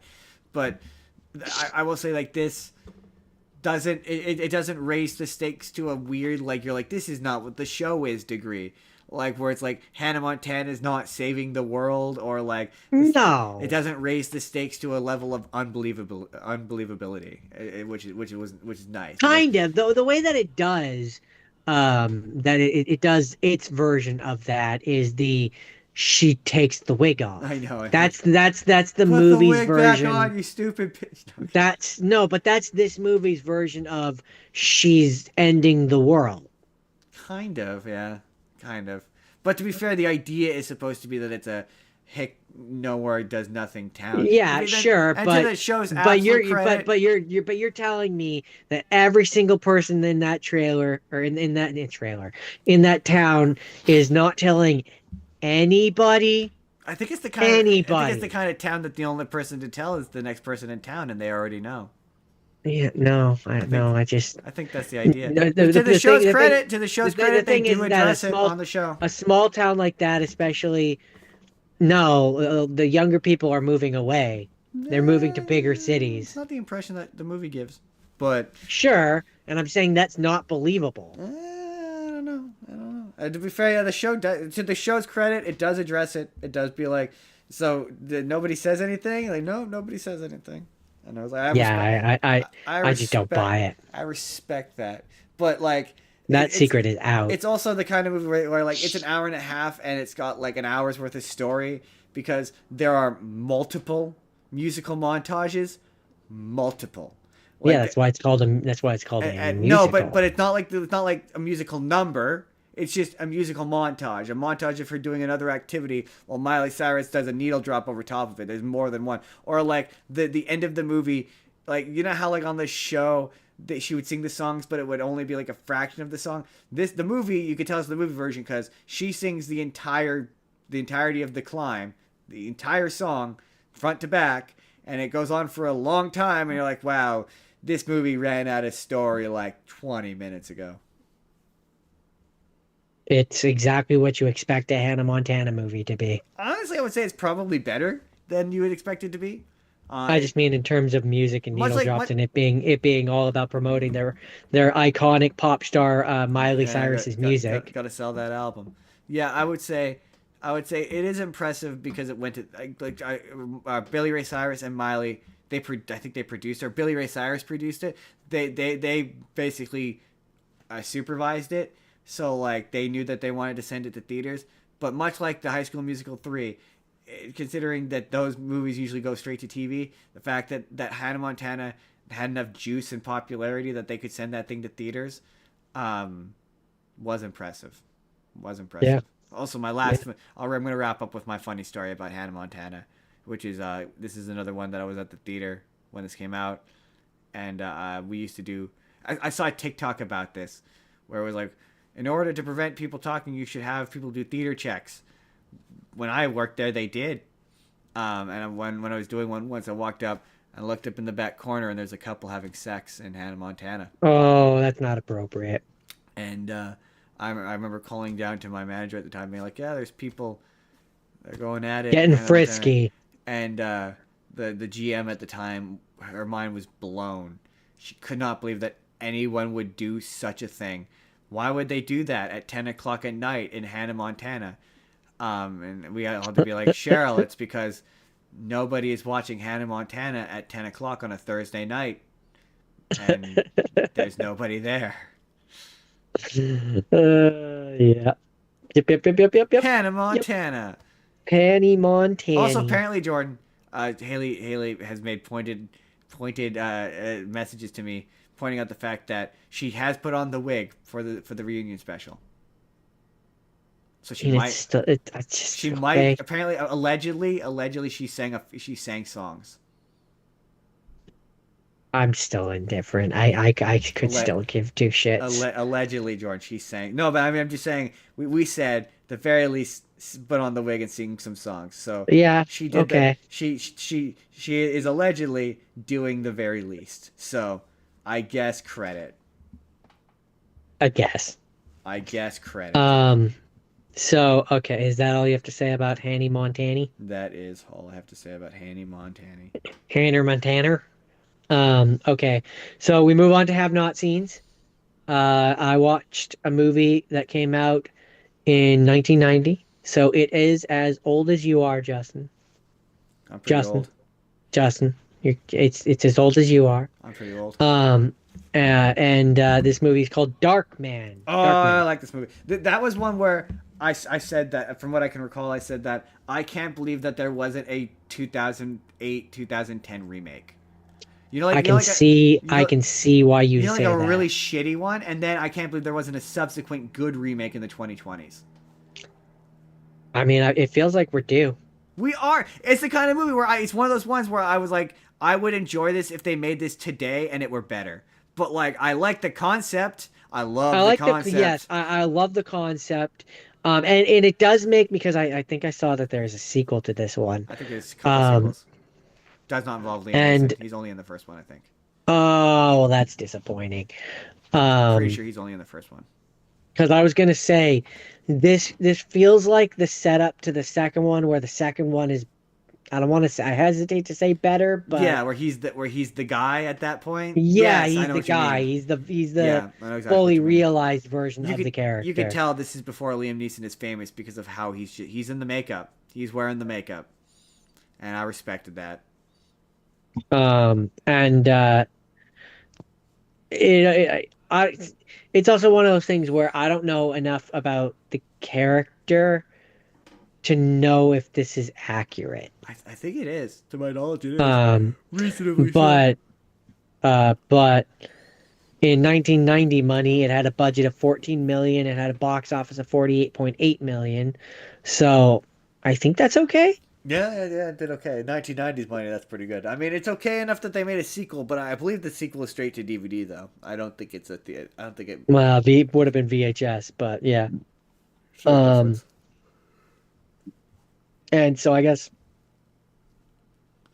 for those who don't know, basically, uh, Liam Oh. Neeson is a scientist. He's attacked, disfigured, left for dead. And then there's a science experiment treatment which is done on him, which gives him superhuman strength and resilience, makes him look like shit. It makes him. Isn't it like Um, the anger he gets, or he gets like, angry or something? Am I thinking of I something? I don't know. There's a particular thing about he has a particular kind of power. That's all I remember. I just know that it says that his two main powers here are strength and resilience. But I know that like he wears masks and Oh, that stuff. was it. Yeah. Um, He wears really realistic masks to do but they disguises. only last for like a certain amount of time. Yes, that was it. Yes. Because there's a bit where he's like Um, sneaking out as the mask is melting off or whatever. yeah, there was two direct-to-video sequels, Sans Neeson or Raimi, Yep. All which were right. Sam Raimi. Yeah, bring Sam Raimi back and do a reboot and make it really violent. which were called The Return of Durant and Die Dark Man Die. Yeah, they're not good. Apparently, there were also adaptations which were novels, comic books, and video games. Yeah, I think this is not based on a comic book. This is an original idea that eventually they made into a comic book. I think. I could believe that, I'm pretty sure. but Or it is based on a comic book and I'm completely wrong. Legacy Both things are equally possible. was initially released on VHS and Laserdisc. Wow, that's how you know it's old. Laser. Uh, Laser. Disc. uh, merchandise. I'm trying to read comic books. Here we go. Coinciding with the movie's release in 1990, Marvel Comics published a three-issue adaptation of Darkman in color, Oh, okay. But along with a larger black and white magazine size version. so they made a comic based on the movie. And then, interestingly, in 2006, Dynamite Entertainment Dynamite. published a crossover series, which was Darkman versus Army of Darkness, which saw Darkman joining forces with Ash Williams. Yeah, both made by Sam Raimi. And then there was 1991 NES adaptation of Darkman, which is funny. Television. Apparently, there was a 30-minute television pilot, That makes sense. which was going to be shown on Fox. Huh, cool. Yeah, no. I overall I liked this one. I did at a few times it didn't pass the phone test. No. I'll just say that. But overall not bad, and I would definitely watch a remake. Yeah. I would too. Sam Definitely. Raimi, get on that, Sam Raimi. Make Definitely. Darkman. Make a reboot. You want to do creepy, weird, scary superheroes? Remake this one. Yeah, exactly. Remake this Like one. do that. Do that. Jordan, my next Anyways. one. God, Jordan, it's just I had a bad time. This was a bad time. I cannot believe I made it through this one. This is Hello Dolly. Hello, Dolly. Dolly. And Hello, nurse. I don't even know how to this. Okay, I can't describe the plot of this even if I wanted to because I don't even fully know what happened. It's about it's a 1960s musical, and it is awful. It is 2.5 hours long. It is everything that I hate about those kind of movies. The musical numbers go on for a fucking eternity. Half of them are good. There was one point where I looked down at my phone. They were in the middle of dancing. They had been dancing for like a full 2 minutes. I looked down at my phone for what felt like 5 minutes, and then I looked back up at the movie, and they were still dancing. They were still dancing. Like, songs end, and then they start again, and then they just go on forever. This movie is 2.5 hours long, and the pacing is agonizing. It is the slowest movie I've ever watched. It's this woman, she's a matchmaker, and she decides that she wants to marry this guy, and that guy wants to marry this girl, and so Dolly, the title character, sets, I guess, in motion, or she convinces the guy who she wants to marry's workers who are like fuddy duddy. They only work and they've never kissed a girl, and their main motivation is they want to kiss a girl.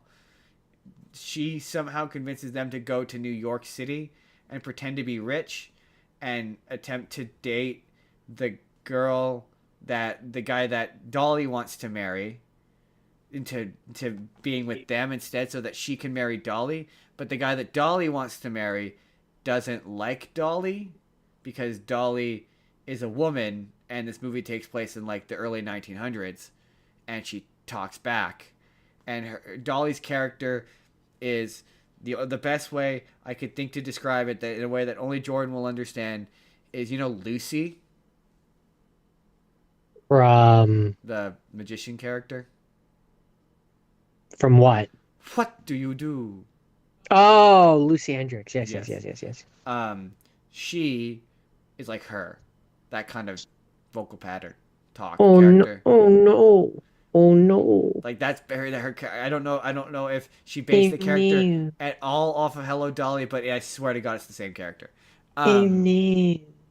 and the moral of the movie just seems to be that if somebody doesn't like you or love you or want to marry you, just badger them until you eventually wear them down, and eventually they'll say yes if you just keep working at it and just keep demanding it of them. They will eventually just give up, and you can marry them then. Doesn't matter if they don't really like you or not, Jordan. And Sounds yeah, right. there's this one dance sequence where, like, for reasons that I clearly missed, all of the waiters of this place are dancing for an extremely long time. Like, one day I'm gonna watch a 1960s musical that I actually like. Today's not that day. Like, this movie would be tolerable if it were 30 minutes to 40 minutes shorter, but and to be fair to it, it's from that era of musicals or of movies where they had what was known as the road show. So if you ever watch one of those like really old movies, like a Chitty Chitty Bang Bang, that's a great one that you've seen, that I know you've seen, where like it's really really long and there's an intermission in the And it middle. has an intermission. Yeah, Yeah. they used to um tour those. They would release them before movies came out. Before they would get the wide release, they would take them out on what was known as a road show. And the road show was like a big expensive version of, so they would have like entrance music, like there would be an orchestra, and It was like a show. they treated Yeah, it yeah. like it was a play, and you would get like posters and merchandise and free shit, and they treated it like it was a theater experience. So it needed to justify the $6 price tag, and be extravagant. I know, it's funny. It went up at one point. It went up from $2 to $6, and they had to justify it being kind of like mostly the same experience for more money. It I in guess description. I guess back in their day in the 60s, that would have been like the equivalent of like a $20, Yeah, pretty $25 much. ticket. Yeah, exactly. For it to be longer and mostly the same. Um, yeah, I guess the most modern contemporary comparison I could think of would be like going to VIP, but not really, because it doesn't sound like they offered booze. So this is one of those movies where it's just really long because you need to get your money's worth. And it's like, it's based off of a musical, and back in the 1960s, they didn't cut songs, and they were just like, oh, we're just going to do the stage version on film. And it was fucking agonizing. And I don't want to say I hated every second, but it was pretty close to every second. Ugh, awful movie. Hated it. Anyway, Hello Dolly. Hello, Dolly. That seems more like Hello Dolly. It was No, I'm doing the thing that's making fun of it, which is Animaniacs. Um, Hello, oh, nurse. put on your Sunday best. Dun, ba, dun, ba. It's one of those ones where, like, I'm pretty sure I've heard a parody of this somewhere. Hello, nurse. Okay. No, for All me, right. it's that one joke from Home Improvement where it's her I think it was Jill's sister, the wife's sister, being like, I learned that when you meet the Dalai Lama, he doesn't like it when you greet him, hello, Dalai. I just remember being like 9 years old and thinking that was the funniest joke ever. It's funny. That's it. It's That's hello, funny. Dalai. That's the end. Okay, so let's round out this week with a banger. Are Um, we at the end already? I guess we are at the end already. let's round out this week with a banger. Which I'm gonna have to try and skirt a little bit because Justin wants no spoilers. No spoilers. Um, but I watched Dead Poets Society. Oh, Captain, my Uh, Captain. oh, Captain, my Captain. Oh, Captain, my Captain. Came out in 1989. So it is 1 year older than you, and it's really solid. It takes place. It's supposed to take place in 1959, which Really? explains, yeah, Oh, um, I did not know which that. explains a lot of why the boarding school that these kids are at act the way they do. Yeah, but Um, any movie that takes place at a boarding school, I'm automatically like, I don't. I feel the same way. There was I mean Harry Potter. That's a good example of like, that's the best example. yeah. Yeah. There's another one that's not coming to mind right now because I'm doing a podcast.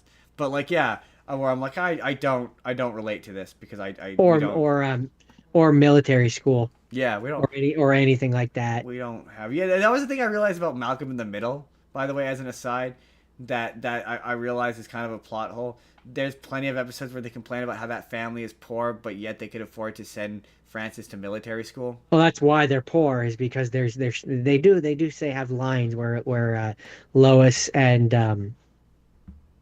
Hal, this is just a wild tangent, but where Lois and Hal are basically like, yeah, we're putting all of our money to putting him through military school. Ah, that makes That's sense. why, once he's no longer in military school, reasonably, that's the only reason they can afford to have another kid is because they're no longer putting him through military school. That's why I'm guessing plot wise, why they had to have them have another kid so that they couldn't all of a sudden start being able to afford things again. That makes sense.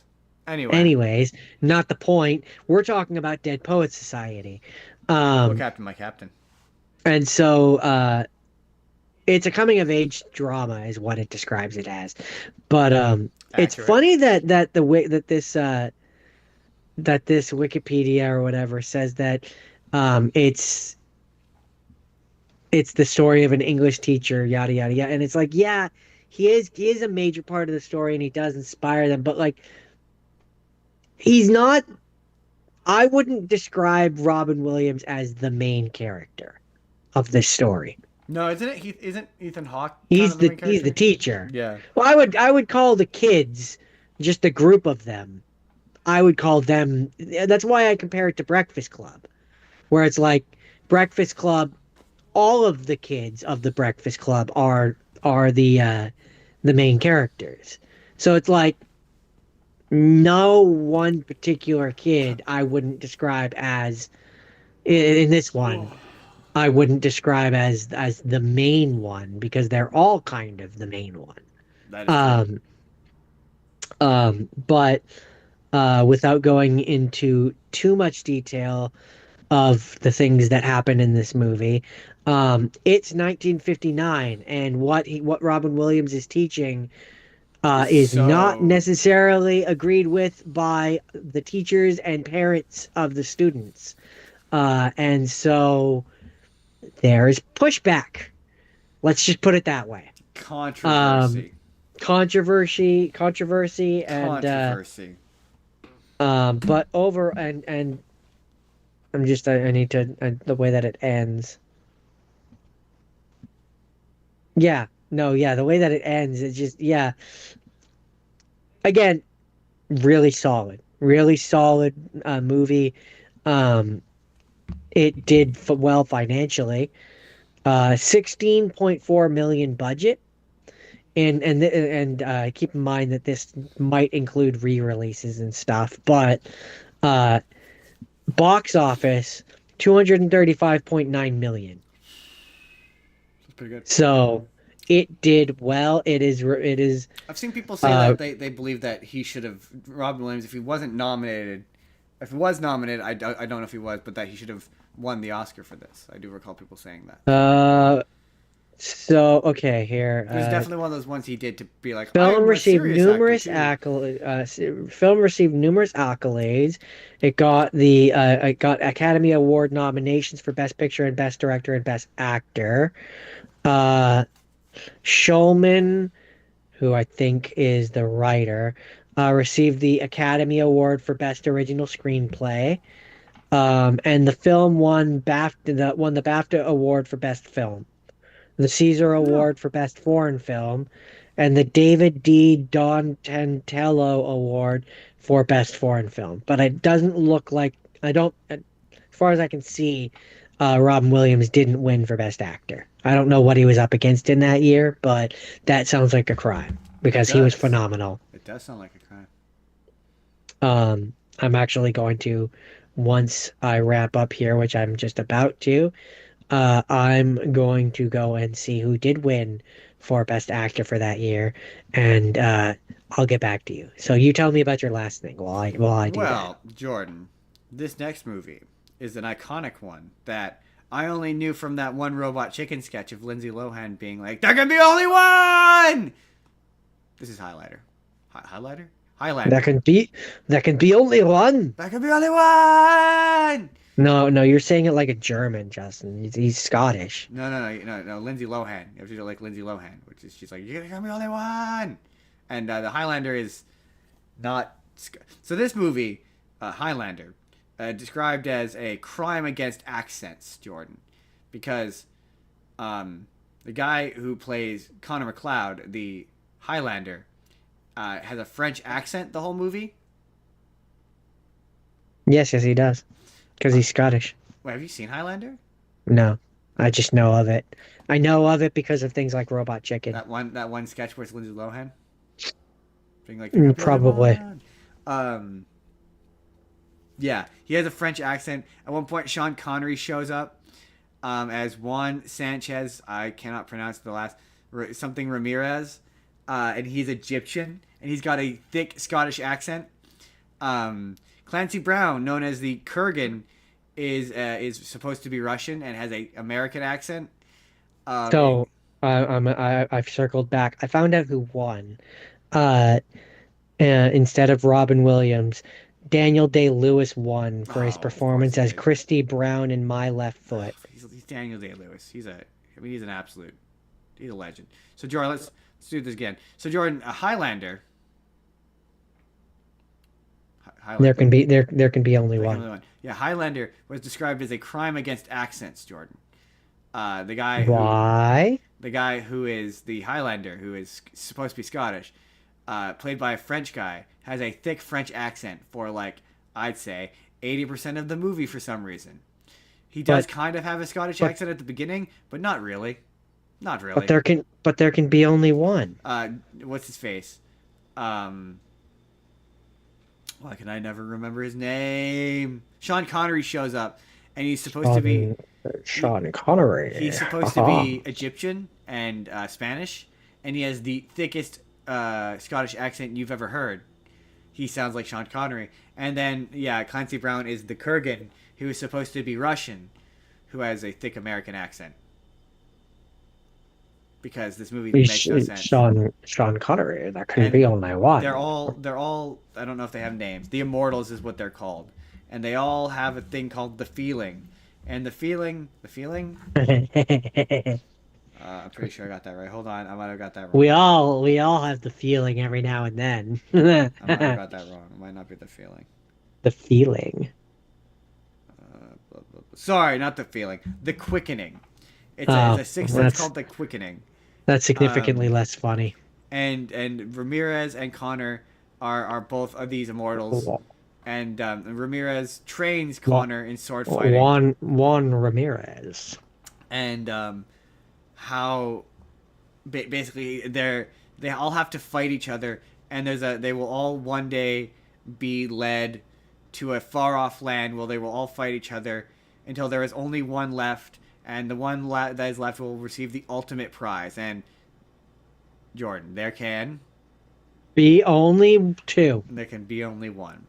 And what was really funny is like when I was watching it, I was like, oh, okay, so that bit in that robot chicken sketch we keep referencing, that's not in this movie. I thought that like every time.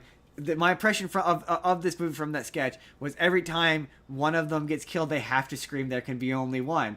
And so then in the beginning, it Is happens. that not true? No, well, okay. Initially, they just go, "There can be only one," and they say it like it's like A cultist line? a mantra, basically. Like it's like Eh, it, same but thing. the Kurgan, and so that sketch treats Lindsay Lohan as if she's the Highlander, but in reality, in that sketch, she's more the Kurgan because the Kurgan is the one that every time he kills someone screams, "There can be only one." So he cuts off a guy's head and he goes, "There can be only There one." can be only one. So it does technically, and this is an example of one, much like Darkman, where I'm like, I like the concept of this. Like, I like the idea that it's two immortal swordsmen, who are locked in this like eons long battle of like having to kill, and it's this long like they have to kill each other until there's only one left. Like, I like this on a conceptual level, but in execution, every time they kill someone and they get powers, it just doesn't look very cool. So this was one where I was like, I would watch. I want a remake of this. I would love for them to remake. I think like with some modern special effects and like choreography, and because some of the sword fighting wasn't very good. It wasn't very well So, made. who would you make the Highlander? That's a character, right? Yeah, who I would make Connor McLeod? James McAvoy. I would have gone David Tennant. I would take him. But and this is a criticism I have, that Connor McLeod has no charisma, no personality. He is flat as cardboard. I don't know if it's the accent, but like they eventually later on, after he's been with Sean Connery, for the best character in this movie is Sean Connery. He's in a ridiculous outfit. He looks silly. His back and forth with the guy is really fun. He gets killed off way too early. I think the Kurgan is an unnecessary bad guy. Like, the change I would make to this if I were to remake this is I would make it so, the main bad guy and the Highlander have a relationship, and like their conflict is personal. And I would make it where like because one of the things that they described about this was the original idea for the Kurgan is he was gonna be like a guy who just knows he has to do this. Like he's a guy who like he doesn't necessarily want to do this, but it's his job. It's an And it's an obligation. obligation. Whereas the way he winds up in the movie, he's sort of the Terminator with a sword. Like there's a shot where they literally shoot him and they make him look like the Terminator. Is Um, this based off like a book or like a story or I something? don't. It eventually became a comic book and an animated series and several movies, and so no, but it's one of those. It became a comic kind of scenarios. But yeah, the bad guy's just not very interesting. Like they eventually decide towards the end that he's gonna be sassy and say one-liners, but he's been a mostly silent, growling character up until that point, so it's Too not little, too late. exactly. It's not very interesting, and I think making it where it's like they're two guys who don't necessarily want to fight each other, but like they have to fight each other because they have no choice. Frenemies. Yeah, and I like the idea of having it kind of be kind of sort of similar in tone and idea to like Ralph and Sam from the Looney Tunes. Oh yeah, yeah, yeah, Like yeah. because there's a funny moment where Thought you were where gonna say Ralph and Vanellope von Schweetz. no, Ralph and Sam, the sheepdog and the wolf from Looney Tunes, where like because there's a moment in this movie which I kind of liked, which I kind of dug, where he runs into the Kurgan again and they haven't seen each other in like decades, and the Kurgan is like McLeod, and McLeod's like Kurgan, and I like the idea that it's just two guys who like they're anytime they see each other, and make it where it's like, they're forced into this yeah, kind of and scenario. like they only each fight like one of these immortal guys. So I would add way more, and I would have it where like what I would do is I'd cut out the Kurgan, and I would basically make, I would make Sean Connery's character into the Kurgan, where like he still trains him and they're still friends, but they hit a point where they realize that they're gonna have to fight each other at some point, and they break up and they leave, and then they each do like a montage or whatever of them each of them having to kill guys or defend themselves against guys to because there's a point at the end of the movie where there's a rule where they can't fight each other on holy ground. So he runs into the Kurgan at a church, and the Kurgan's like, you're aware that we're the last two, right? He's like, yeah. Like, that has no impact because they haven't really, apart from a couple scenes where the Kurgan tries to kill him out of nowhere, haven't really had a personal interaction or conversation up until that point. So their relationship is just not very interesting. So yeah, I would cut out the Kurgan completely and just make it about, like, make them brothers and make it about two brothers who are trying to avoid each other or something. I don't know, but Or that cousins or something. yeah. Eventually, I've looked this up before. Or childhood friends. Eventually, it's revealed that the immortals are aliens or whatever. This franchise gets ridiculous. I think I am gonna probably watch more of these, but that was Highlander, and There can be only you can't watch more of them, Justin. There can be only there one. could be only one. So well, the next 2 weeks, it's award season, baby, and during the two most important award shows of the year are happening in the next 2 weeks, and that is the Razzies and the Oscars. So we're doing a two-part special of the Razzies and the Oscars. The first week is the Razzies. Second week is the Oscars, which we will be airing and doing on the day that the Oscars comes out. And Jordan, we're gonna determine on each week. We're gonna determine, are the movies at the Razzies really that bad, and are the movies at the Oscars really that good? We're gonna be asking that question. Tune in to find out. And also, just to make things a little easier, we're gonna try to fill out and do all of the movies that were at the Razzies this year, but we may fill them out with Razzies from previous years, just for funsies. Just because I've always wanted to watch All About Steve, and I hear that movie's terrible.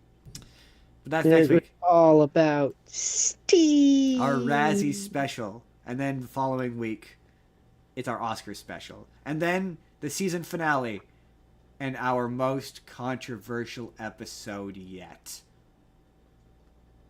But that tune in, be here. Oh right, and before we sign off here, it's important to mention we are 10 away from 400, baby. And it would be nice to hit that before we finish the season. It would be nice to finish it before we go on hiatus, but that's just a reminder to remind you that you want to get us to 400 because we're gonna eat spicy shit live on stream once again for your entertainment. Except I feel like my sauce this time. I have hope for it. I think it might be good. I think it might taste good. I think what I might do, I might put a little bit of your sauce on the plate and then also my sauce. So then I can, and maybe I'll get 2 peppers. No, just 1 pepper. Just 1 pepper. But I'm gonna baste the shit out of a serrano pepper, and I'm gonna not make the mistake of getting a big one. I'm gonna get a spice. See, I have such high hopes that this one might taste good that I might just get crackers for this. Oh snap! Oh snap! Just so I can only taste the sauce. Oh snap! Oh snap! Oh, if you get crackers, then I'm probably gonna put some on a cracker then. That's what I'm thinking. And then I can. But we got to get at least 5 more subscribers before I'll even start thinking about that. This is true. We're 10 away. We want to get us that. Jordan, where can the peeps find you? If you're not ZethGore187 is my Twitch. I do Minecraft Mondays, and when I'm not doing that, I'm doing this with you. I'm Justin. I'm also here, but when I'm not here, I'm on TikTok, making random videos, and then those videos don't save, and then I delete them. But I make videos sometimes. This show's on TikTok, Spur of the Moment P. Email us if you want to collaborate, and we can sell your stuff, or you can come on the show. Either way, email. It's Justin's business. There's a Discord. I rarely go on there, but there's a Discord. There's a Patreon. Exists. I don't know that it exists. I got an email that it was getting deleted. I don't know if it ever did, but it might exist. It's linked in the description. Spend the rest of your afternoon, if they're still out there, go check out Wild Education. If you're watching this and you live in the Langley area, they're pretty fun. They're cool. Donate to them if that's still open. It's in the description. Go subscribe to them. Sign up for Vizard using our link. I think that's Sign it. up for Vizard, and because correlation is causation, you will definitely go up in every statistical way. It's Yeah, definitely watch your Mac just it'll go up. it'll Totally. definitely happen. But we will see you all next week. Goodbye, everybody.